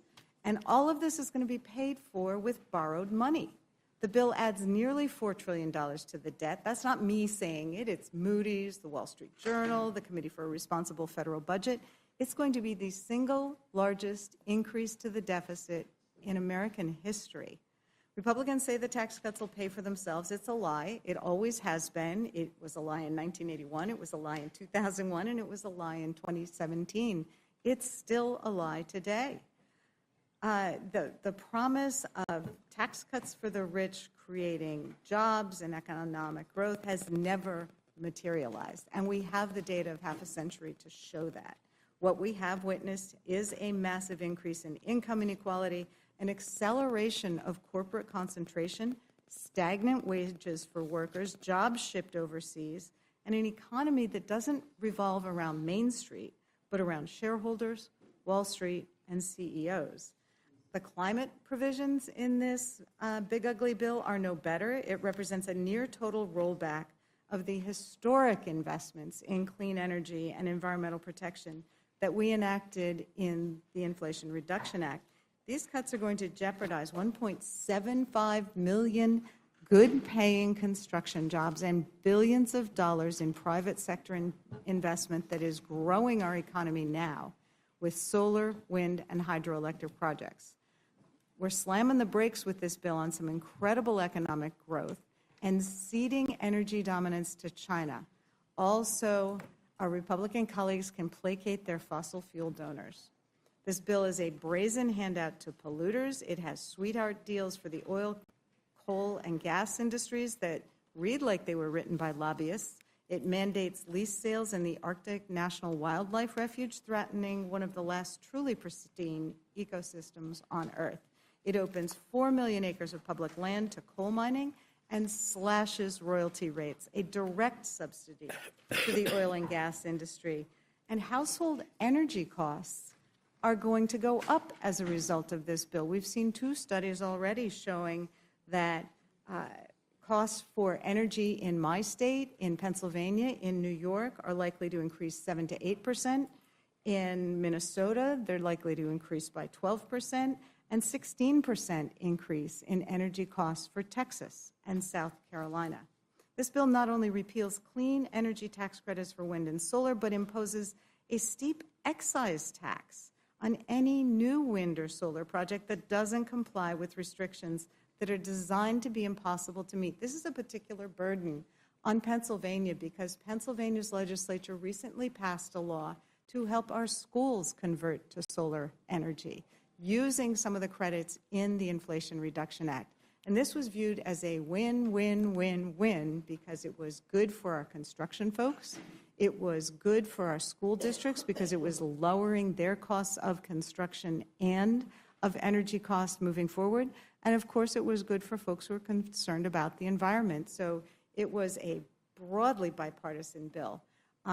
That we now have school districts that have signed up to get the benefits of that and to use solar as they undertake needed renovations in our schools, and now that's all put on hold because of this bill. You know, we've seen the bill's going to gut tax incentives for clean vehicles and for purchasing energy-efficient appliances. For the last year, my office has been holding seminars for consumers so they know how to claim these tax credits. You know, folks, if you want an electric car under this bill, you better buy it before September because it's cutting it off that quickly. The bill also slashes funding for environmental justice initiatives that we're finally beginning to address decades of pollution and disinvestment in frontline communities. And I have many of those in my district, places that are subject to flooding and other environmental harm because they were redlined, because they haven't had the help to address those things. The bill's not just bad for the environment, it's a deliberate, coordinated attempt to reverse our progress on the climate crisis. It's going to cost us jobs, it's going to cost us economic growth, and it's going to cost us leadership in the global clean energy race. Some of us were involved in a roundtable with folks from the UK last week, and one of their business leaders said, wow, you know, Europe and the UK were really ahead of the curve when it comes to clean energy investment and innovation. But then the U.S. passed that Inflation Reduction Act, and if you heard a giant sucking sound, it was all the investment coming out of Europe and going to the U.S. But they said, but now we don't know because there's too much uncertainty. It looks like you're going to roll that back, and we're probably not going to invest in the U.S. again.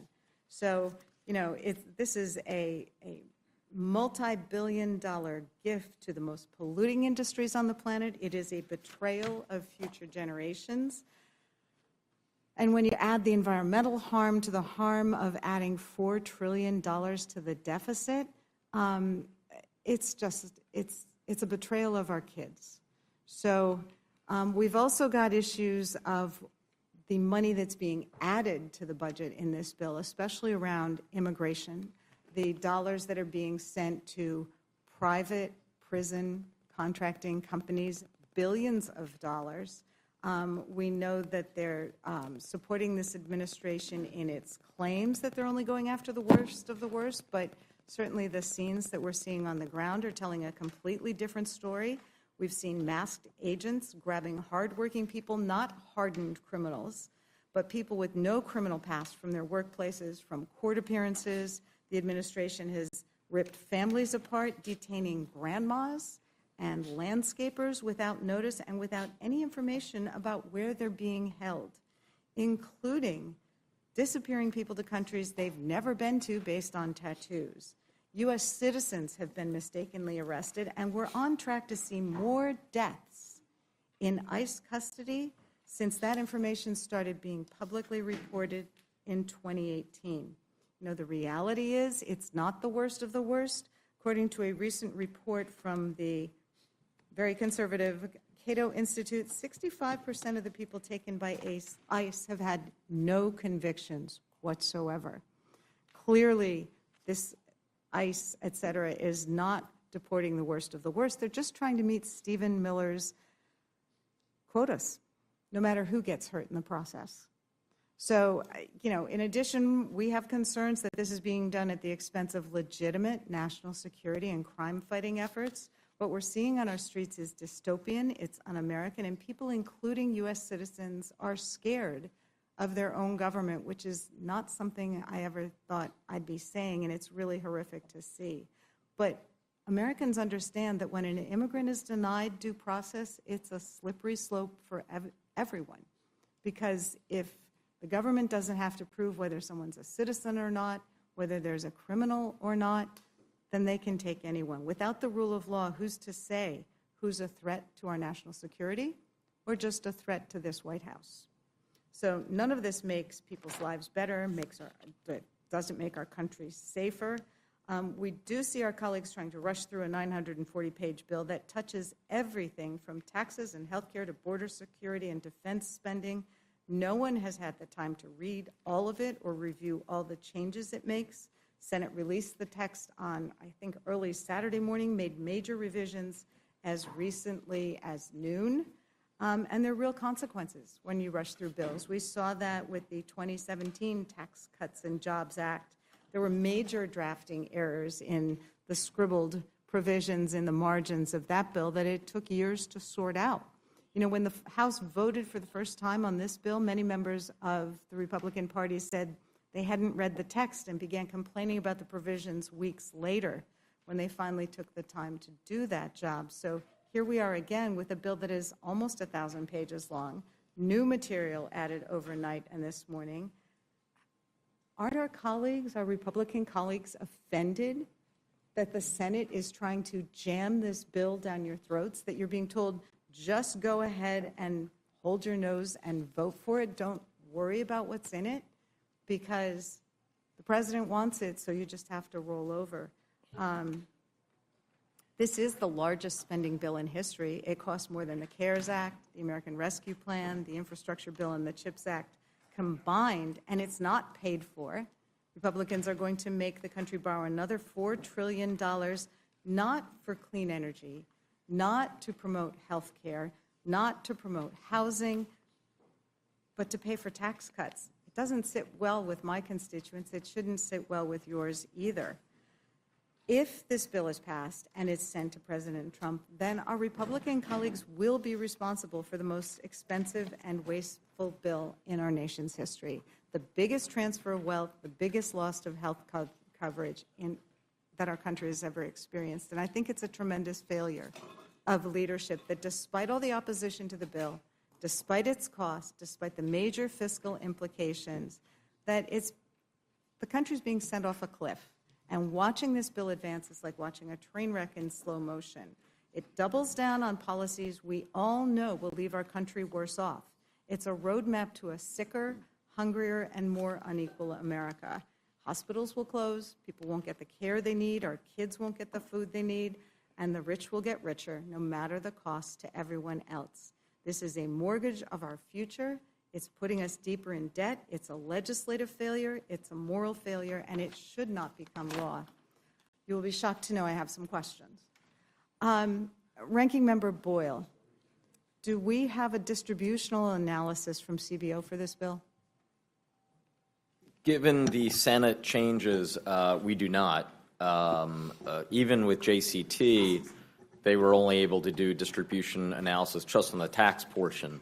But we do know from previous work CBO did, the totality of this bill when it left the House finds that the bottom 1/3 of Americans will actually be poorer as a result of this bill, again, when you analyze it in terms of all of its components. Bottom third of households, you're talking about households making $55,000 a year or less. They would actually be worse off as a result of this legislation, and with the bulk of the benefit going to the top 1%.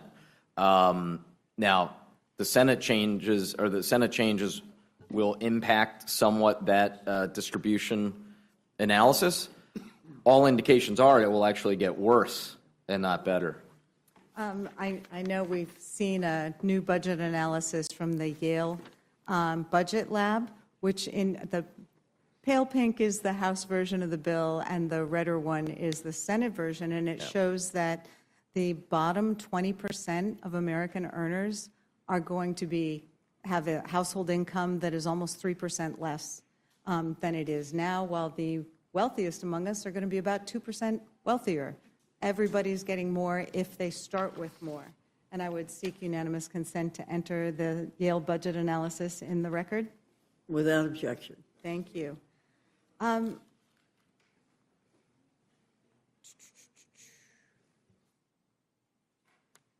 you tell us a little bit, there's the carve-outs that were put in the bill for Alaska specifically. Can you speak to that, or is that something for Mr. Pallone? I can't say I'm an expert on Alaska and what may or may not have been inserted at the last second. You know, I remember there was a piece of legislation 15 years ago famous for the Cornhusker kickback. Mm-hmm. So this is perhaps the Eskimo kickback. But that would be the extent of my knowledge on this provision. Although I would say it would be a pretty good reason for us to actually have the final text in front of us and have a chance to analyze all of the remarkable changes the Senate was making on the fly, minute by minute, rather than rushing to a vote on the most significant piece of legislation in decades. Sure, and I mean, I think I heard at my town hall from some of my constituents who were really concerned. They were calling it the caribou kickback, but they thought it was, basically unfair. And as someone who also represents Philadelphia, maybe we should go for the soft pretzel or the cheesesteak kickback. What's sauce for the goose here? We've been hearing a lot of nonsense about how these tax cuts are going to pay for themselves. Can you help us better understand why that's not true? Tax cuts have never paid for themselves, as even right-leaning economists who've testified before the Budget Committee have acknowledged. Targeted tax cuts can have some stimulative effect, but even then, never so much that they entirely make up the lost revenue. And frankly, we've had a 45-year experiment in this. If tax cuts paid for themselves, then our national debt wouldn't be $36 trillion. The bulk of the added debt since 2001 has actually come from 4 different rounds of major tax cuts. 2001, 2003, their full extension or mostly full extension about a decade later, and then the 2017 TCJA. All told, that combines for more than $10 trillion in missing revenue that would have been there had we just kept in place tax rates as they were in the 1990s under President Clinton. Thank you. I know we've heard some concern from our Republican colleagues that we have to pass these tax cuts or else middle-class families will get slammed. I think it was a concern for Mr. Norman, although he said, we got plenty of time. That doesn't happen until the end of the year. We could pass a bill to address that. There was an interesting graph that came out from the Joint Committee on Taxation today that shows that if we did keep the tax cuts for middle-class families, that would only, and I use the word only advisedly, add $1.6 trillion to the debt. It's the keeping them for all the high-income folks that adds $3.3 trillion to the debt. And then, as someone has mentioned already, the House and Senate bills actually added more tax cuts than are in the 2017 package. So that's how we end up with $4 or more trillion in additional debt. Ranking Member Moore, we heard a little bit about the child tax credit before, and I think it's important that, I'd like it if you could address a little bit. We had an expanded child tax credit during the COVID crisis, which actually did put more money in the pockets of those who need it most. And it was shown to reduce childhood poverty in this country by something like 40%. That's not what we're talking about in this bill, is it? I know there's some changes to the child tax credit in this bill, but that doesn't reach the same people, or it's not likely to have the same effect, is it? No, ma'am. No, Ms. Scanlon. This is not the same old child tax credit that reduced poverty among children by 40%. And indeed, it's a child tax credit that is more stingy as it left the Senate than what was produced in the House. And what it will do, it's not refundable, which means even if a married couple, both working at minimum wage, worked full time, they probably would not meet the $30,000 threshold to get the full child tax credit. So it's not about laziness or not working. This child tax credit would inure to the benefit of wealthier people. If you're making $400,000 and your income, you get your income from dividends, you'd be eligible for the child tax credit, whereas there'll be 17 million children whose parents don't earn enough money or any money that will be left behind. So you think of a child tax credit as something that we ought to, that's an admirable thing to add to a bill when we think about the cost of children, the added expense. The group called the True Cost of Living says that when you have a child, that automatically adds $19,000 worth of costs to your family. So certainly those families at the lower end of the income spectrum who could use it will not receive it. That it seems to be a theme with this bill, that in every instance where there's a choice to be made, the haves get more. So with the child tax credit, it's going to give more benefits to people who already have some means. With this SALT tax deduction that we've heard so much about, we're not talking about people who get the standard deduction. It's only people who have enough real estate that they're paying a lot of taxes who benefit from that. That the rich get more tax cuts and more benefits. So it just feels like it's an overriding theme throughout this. I wanted, yes. I just want to point out the clock is working correctly. We've now gone for 30 minutes, I think 26 minutes. Okay. Soliloquy. So I'd like you to please. I will keep moving along. Okay, sure. I did have another question for Reps Moore and Pallone. We've heard so much about the work requirements in this bill for Medicaid or SNAP, but particularly Medicaid, being necessary to address fraud. But I was doing a lot of research this weekend, and every time we hear about a big Medicaid fraud case, it's not the people who are the recipients of Medicaid who are the ones committing the fraud. It's the insurance companies, it's the medical providers, it's the doctors, it's the healthcare systems that are committing billions worth of fraud. How will work requirements on recipients address the bulk of Medicaid fraud? Well, the report that came out that talked about fraud, as you said, I think it was from CMS, and it basically was talking about the insurance companies. It wasn't the people themselves. So that's obviously clear. To put it in simplest terms, I think what this paperwork does, right, is it makes you file as much as once a month to keep getting your Medicaid and say that you're working, right? But you can, and the people that are actually working, it's a burden because they have to do it every month and they may miss it and then they're out, right?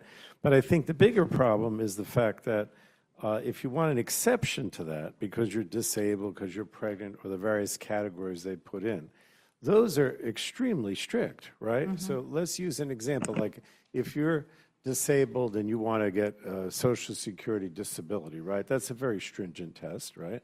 There are a lot of people who don't meet that test, but still are disabled and can't work or can't work enough, right?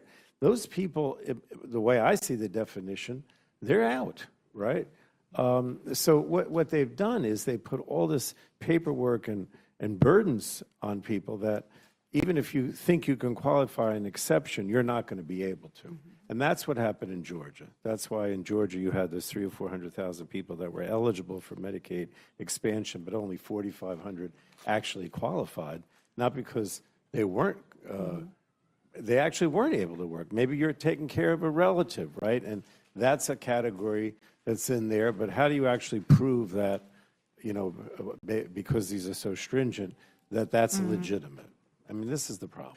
I agree with everything that he said, Ms. Scanlon. I would just add, we've had an example of this in our recent experience when we had an expansion of Medicaid during COVID, and people were told they had to re-up in order to be made eligible for Medicaid.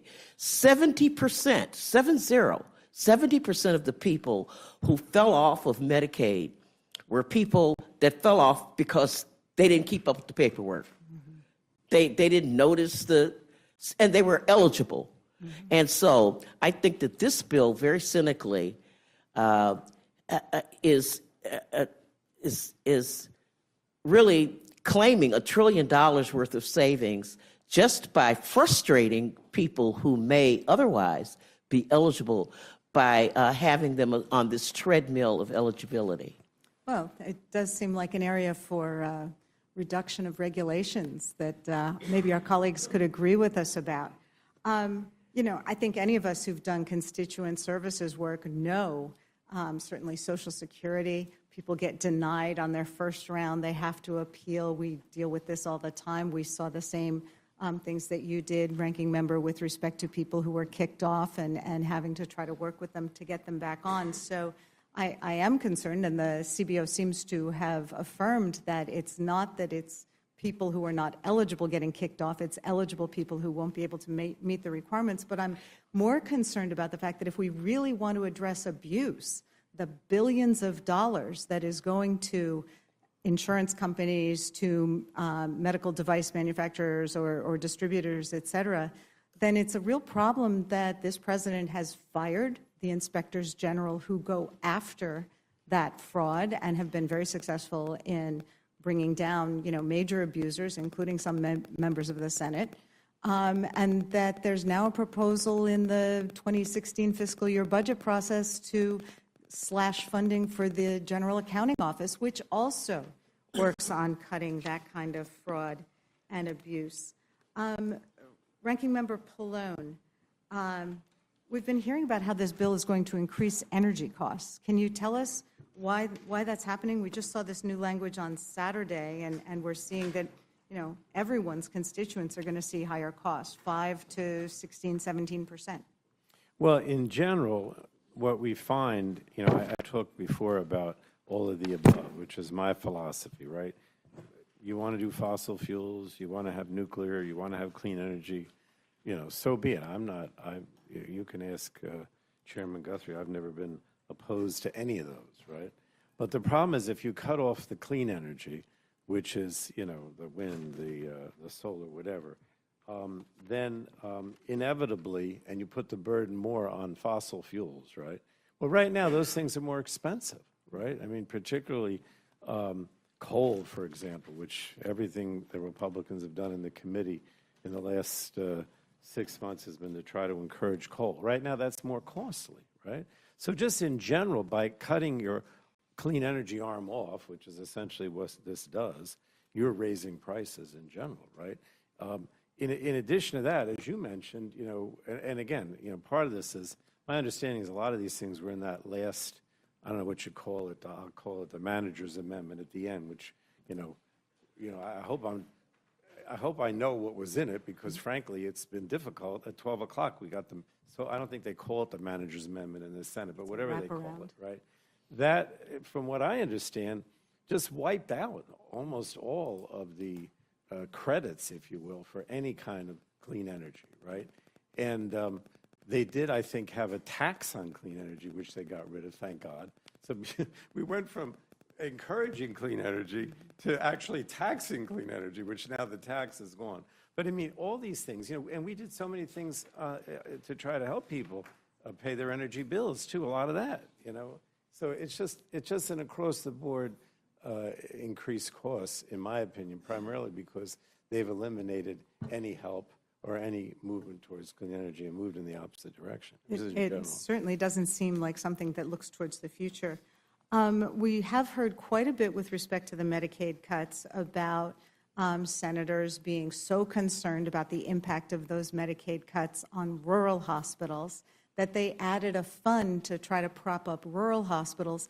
I don't have rural hospitals, but I have urban hospitals that are frontline hospitals and have been really challenged. We've lost several in recent years. So can you talk about the impact of these Medicaid cuts on urban frontline hospitals? Well, first of all, this rural hospital fund is not going to be adequate, right? I mean, it's paltry, right, in terms of the actual monies available. So when you make it, there's so many more people who are on Medicaid lose their Medicaid, or people that are on the Affordable Care Act, lose their health insurance. Now you have these hospitals, a lot of them in rural areas, but now you're talking about urban areas, just as maybe even more dependent on Medicaid, ACA.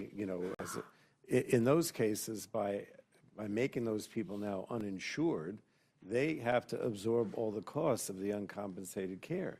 And some of these hospitals, disproportionate care hospitals, safety net hospitals, are overwhelmingly dependent on, Medicaid, exchange policies, whatever, as opposed to, insurance that you get on the job. And so what do? Right? They don't have the money. Well, this is all third-party payments that they've now lost. Well, they either raise costs, which means the burden goes on people that have insurance on the job with increased premiums or increased co-pays. But more likely not. More likely, they just don't have the funding, right? Yeah. And so what states have done is many states give them direct payments, like in my state, to help some of those hospitals that could fail, right? or they also depend on the provider tax. The Senate devastated the provider tax because the provider tax, at least in the House, was made at the current rate. You couldn't increase it because of inflation. That was bad enough.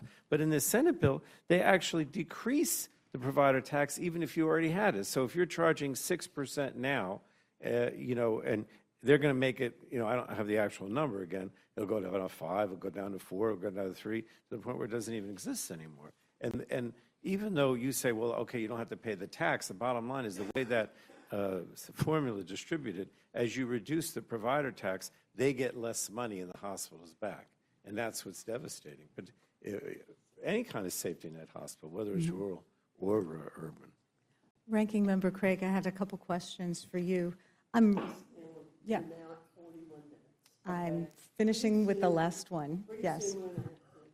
Understood. I'm really concerned about the impact of this on our schools, especially coming as it did after the administration impounded funding for the local food purchase programs. Can you talk about the impact on both schools, kids who may be hungry, and our farmers who are now not getting the payments they were expecting? Yeah, it's going to be devastating on top of the administration and DOGE pushing back on some of the appropriated funding for those farm-to-school programs across the country. This is an added layer because the truth is that most people who rely on SNAP as a supplemental way of putting food on the table are folks who are already working and folks with children. And so our children are going to be hungrier, and as we know, the impact on learning when kids are hungry is very substantial.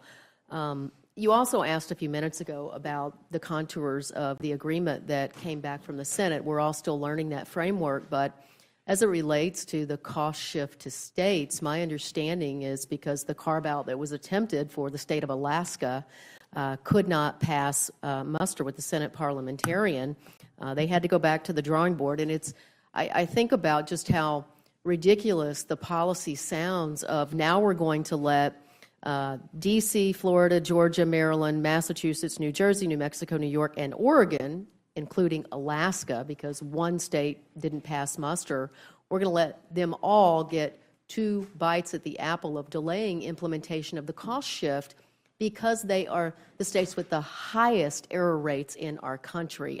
If I were on the other side of the aisle and this came back to me from my Republican colleagues in the Senate, I'd be calling every single one of them saying, what the hell are you thinking? Mm-hmm. Well, I think I may have to renew my request with Ranking Member Boyle that we go for the cheesesteak carve-out because clearly the policies just aren't passing muster here. So appreciate all of your testimony, and I will yield back.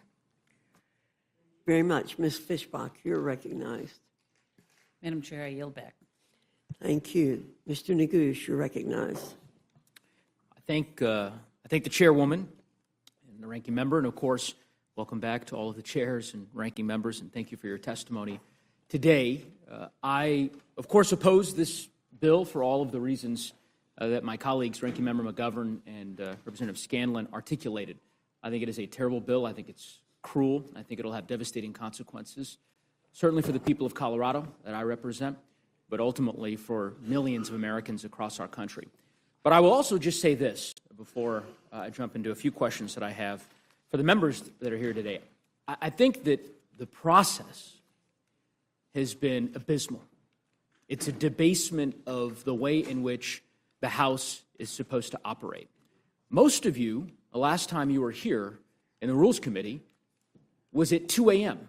4 weeks ago, when we last considered the House version of this bill, because House Republicans decided, in their infinite wisdom, to schedule that hearing in the dead of night, hoping that the American people would not learn what was in the bill, knowing that it was indefensible. Now, of course, a few mere hours after the United States Senate has passed this bill without any final text on what we're actually going to be voting on, we're here considering this bill. It's laughable and, in my view, deeply disrespectful to the way in which the House of Representatives is supposed to function. Mr. Neguse. Of course, I'm happy to yield. Would you yield for a question? Sure. Are you aware that the Democrats did this when the Senate passed a 4,000-page bill and sent it over to the House, and the Rules Committee met very soon after that? When was this? Perhaps. I think, I'm not sure if it was the IRA. I will get you the specific date, but I don't know if you were appalled at the way the House operated then. But I figured you probably weren't aware that the precedent was set very badly by the Democrats. So thank you for yielding. Madam Chair, I'm going to yield to the ranking member in a moment. First, I would hope that you might ask the team, your team, to provide us with that example so that we can have a more fulsome colloquy instead of you sort of citing a random example that I'm not aware of. But I also would just say, if I guess that Madam Chair is making the case that I now have the facts. Consolidated Appropriations Bill in 2023. So an appropriations bill that was bipartisan that the vast majority of the United States Congress voted on, that's the example you're offering compared to a reconciliation bill that is purely partisan that not a single Democratic member of the United States Senate or the House of Representatives is voting on? That's the corollary to this particular bill? As Ranking Member Boyle, I think, eloquently put it in questioning, or rather in his answers to Representative Scanlon, the precedents that Republicans are setting in this Congress will certainly be leveraged down the road when political winds shift, and we have seen that on full display over the last month and a half. But in any event, the ranking member wished to jump in. I want to deprive him of that opportunity. I want to withhold my comments because they won't be productive at this moment. And look, I thank the ranking member, or I suppose maybe the chair thanks the ranking member. I guess my point here is let's dispense with this notion that every one of the witnesses who are here today, on either side of the aisle, I think the Democratic members would probably concede to this, that they know what is in this bill. We don't know. It was just approved 4 hours ago. None of the members that are gathered here have gone through in detail the wraparound amendment. And I think it's disrespectful to the voters, to the citizens of the country, to pretend otherwise. Who would I ask? I don't know if it's Chair Guthrie or maybe it's Chair Smith, with respect to changes made to HSAs and FSAs and sort of medical spending accounts. I send that question to you. Yep. Okay, so under the prior bill, my understanding is there was a provision that allows individuals to utilize discounted health care services at workplace clinics to maintain an HSA. Is that provision still in the bill? Has it been taken out of the bill? What's the... There's only a couple provisions of the HSAs that stayed intact. The primary care being qualified in HSAs is one. What about the workplace clinic provision? I don't believe so. Okay, how about there was a provision that allows employees to convert flexible spending arrangements to health reimbursement arrangements. Did that stay in? I will have to get back to you on that one. Okay. What about, there was a provision, actually, you all testified to this. I remember, hard to believe because it was 3 a.m. in the morning during this Rules Committee hearing, but there was a discussion about permitting individuals below a certain income threshold to be able to contribute additional amounts to their HSA every year. Was that included, excluded? They cut a lot of our HSAs. Is that one of them? That's one of them as well. That was cut? Or? Yeah, it's not in the bill. Okay. Part of what I'm getting at here, Chair Smith, because you alluded to this earlier. I hear you with respect to the process that you engaged in prior to the bill's consideration by this committee, the House version.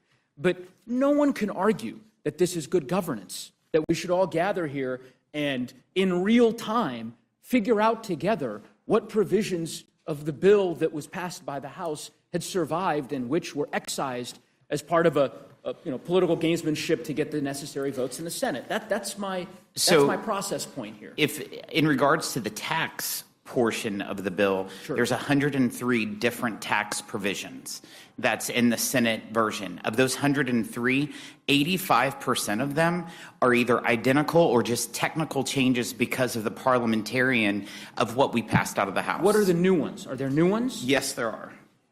Let me read these to you.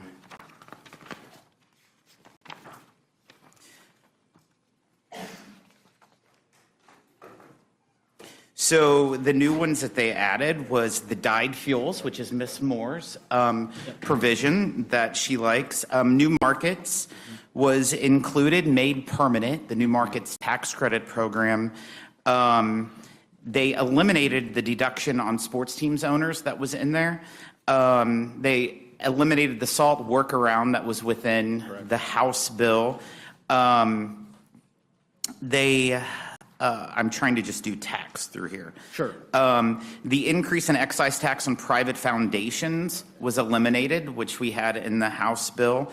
They also lowered the rates on the endowment taxes. We had a 21% rate. They kept the same brackets, but their highest is 8%. They did a child care boost to the CDC, TC, and FSAs. The CHIPS and Science Act's tax credit was adjusted in this bill, and also the charitable deduction.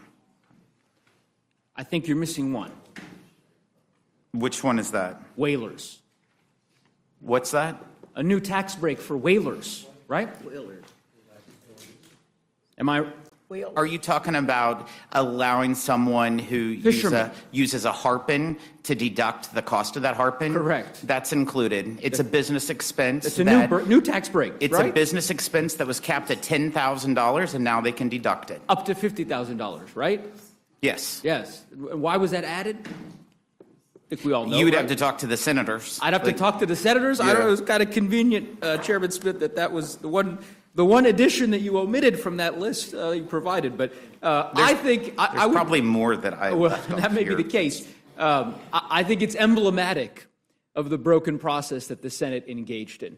That as we go through this 900-page bill, we will find a variety of different provisions that different senators inserted for their own purposes. And of course, one of them was this whaling tax deduction for the 160 or so people that will be able to claim that in the state of Alaska, so that one of the senators from Alaska would feel comfortable voting for the bill.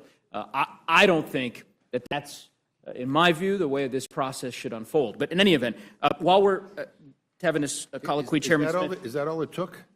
I'm not I sure. mean, boy, she's a cheap date, if that's all it took, yeah. Mr. Chairman, we talked a bit, or rather, I know you talked a bit with the ranking member previously about the way in which this bill's benefits are distributed, and that's been a topic of conversation throughout this hearing. I want to talk about one particular example that, to me, and it's perhaps an ideological dispute, I suspect, between the two of us here, that crystallizes the way in which this bill benefits the wealthy few. This bill includes an increase in the estate tax cap, correct? It goes up to $30 million? $15 million per person. $15 million per person, $30 million for a married couple. Yes. Right? Okay. Do you know what state benefits the most from that provision? I can tell you of the family farmers in my congressional district that benefits from that provision, and that is what it's focused on in regards to Missouri. No. I know you represent Missouri. I'm asking you, this provision, right? In which state in the union? How about you tell me? That would be great. I'm happy to tell you it's California. California has the most individuals, 742 people to be exact, 742 estates that benefited in the most recent tax year from this particular deduction, right? That is to say, by increasing it, you will, hold on, I'll give you a chance, of course, Mr. Smith, but the state that has the most individuals that will benefit from this provision happens to be California. That's not me saying that, that's empirical data. Now, what is the population of Missouri? Over 6 million. Over 6 million, it's not similar size to Colorado. How many estates were subject to this tax in the last year? It all depends. I don't know how many people died in the last year, but what I will tell you, in your district alone, 3,700 farms, just farms, are affected by this provision for family farms. I can tell you that's pretty substantial. That above the limit, above the $30 million limit, right? Or excuse me, under the $28, because right now it's What's the number now? 26 or 28 million dollars for a married couple? It's 14 million, 28 million. Correct, 28 million. So I can tell you that in Missouri, the number is 44. 44 estates that ultimately would be subject to that estate tax. I don't believe that number. I will provide you the Yeah, people can make a lot of numbers, Well, but I can tell you in my district alone, Sure. there's over 4,000 family farms that are falling underneath this trap of the death tax. we will follow up. Yeah. And happy to engage with you further on it. Chairman Arrington, Yes, sir. welcome back. Good to be back. So this is your third time testifying in the last month and a half. And the third time's the charm. I think I'm going to convince you to support this bill. Here's where I'm struggling, Chairman Arrington, is that the first time you came on the budget resolution, right? Second time you came on the House version of this bill. That's correct. Now you're here on the Senate version of this bill. Yes. Every time you testify, this bill gets more expensive, right? I mean, you don't contest that. It's gotten more expensive since the first time you were here. The Senate bill's more expensive than the House. I'll Sure. concede that. Yeah, okay. Yeah. I mean, We set the targets the Of first course, time. yeah. Second time, we had the policies. and this isn't, these aren't. Gotcha questions. Yeah, not a gotcha question. This is the Center for Committee for Responsible Federal Budget, right? Headline, this is just 2 days ago. Newest Senate reconciliation bill would explode the debt, right? It says here, if you thought the House bill borrowed too much, and it did, the Senate manages to make things even worse. This $4 trillion borrowing bonanza is fiscally dangerous at a time of already exploding debt. It would borrow $1 trillion more than the House bill, violates the House's reconciliation instructions by hundreds of billions of dollars, littered with special interest giveaways, right? So this bill continues to get more and more expensive. Committee for Responsible Federal Budget agrees. The litany of organizations that Ranking Member Boyle and Ranking Member McGovern agree. The House Freedom Caucus, of course, of which we have a number of members here that serve on the committee, that are members of the committee. They concede that as well, right? Tweeted out, the Senate's version adds $651 billion to the deficit, and that's before interest costs, which nearly double the total. Chairman, I have made this request of you every time you're here, that at some juncture you might say, this is a bridge too far. Because you have championed deficit reduction earlier in your career.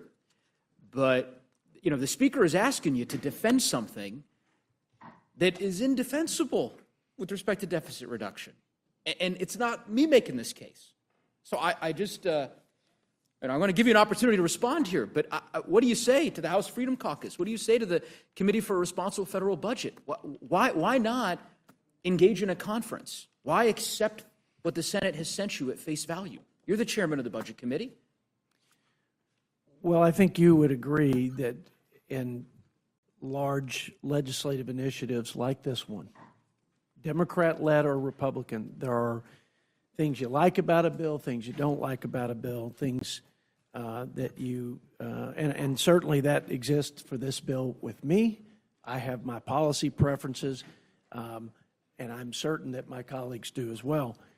I'm concerned that neither party has been serious in addressing this unsustainable debt trajectory that we're on and a debt crisis that looms large for the country. I'm concerned that neither party has. But you're the chair. I mean, you have the opportunity to guide that now. And You've got a lot of authority. And as you know, I've championed that concern. Help me understand why did it get more expensive? So here, maybe that's a sort of I too think simplistic of a question. What happened in the Senate? Why did this bill get more expensive? Yeah. What did they add that increased the cost? Well, the savings in the on the SNAP side or in the ag jurisdiction, I think it's about $100 billion loss in savings on the Senate side versus the House side. There were more savings in the Senate on Medicaid reform versus the House side. All of that, when you go through the details on but it's the still policy, way more expensive. No, I'm going to get to exactly. I think it's mostly a wash on mandatory program reforms. Gain some, lose some.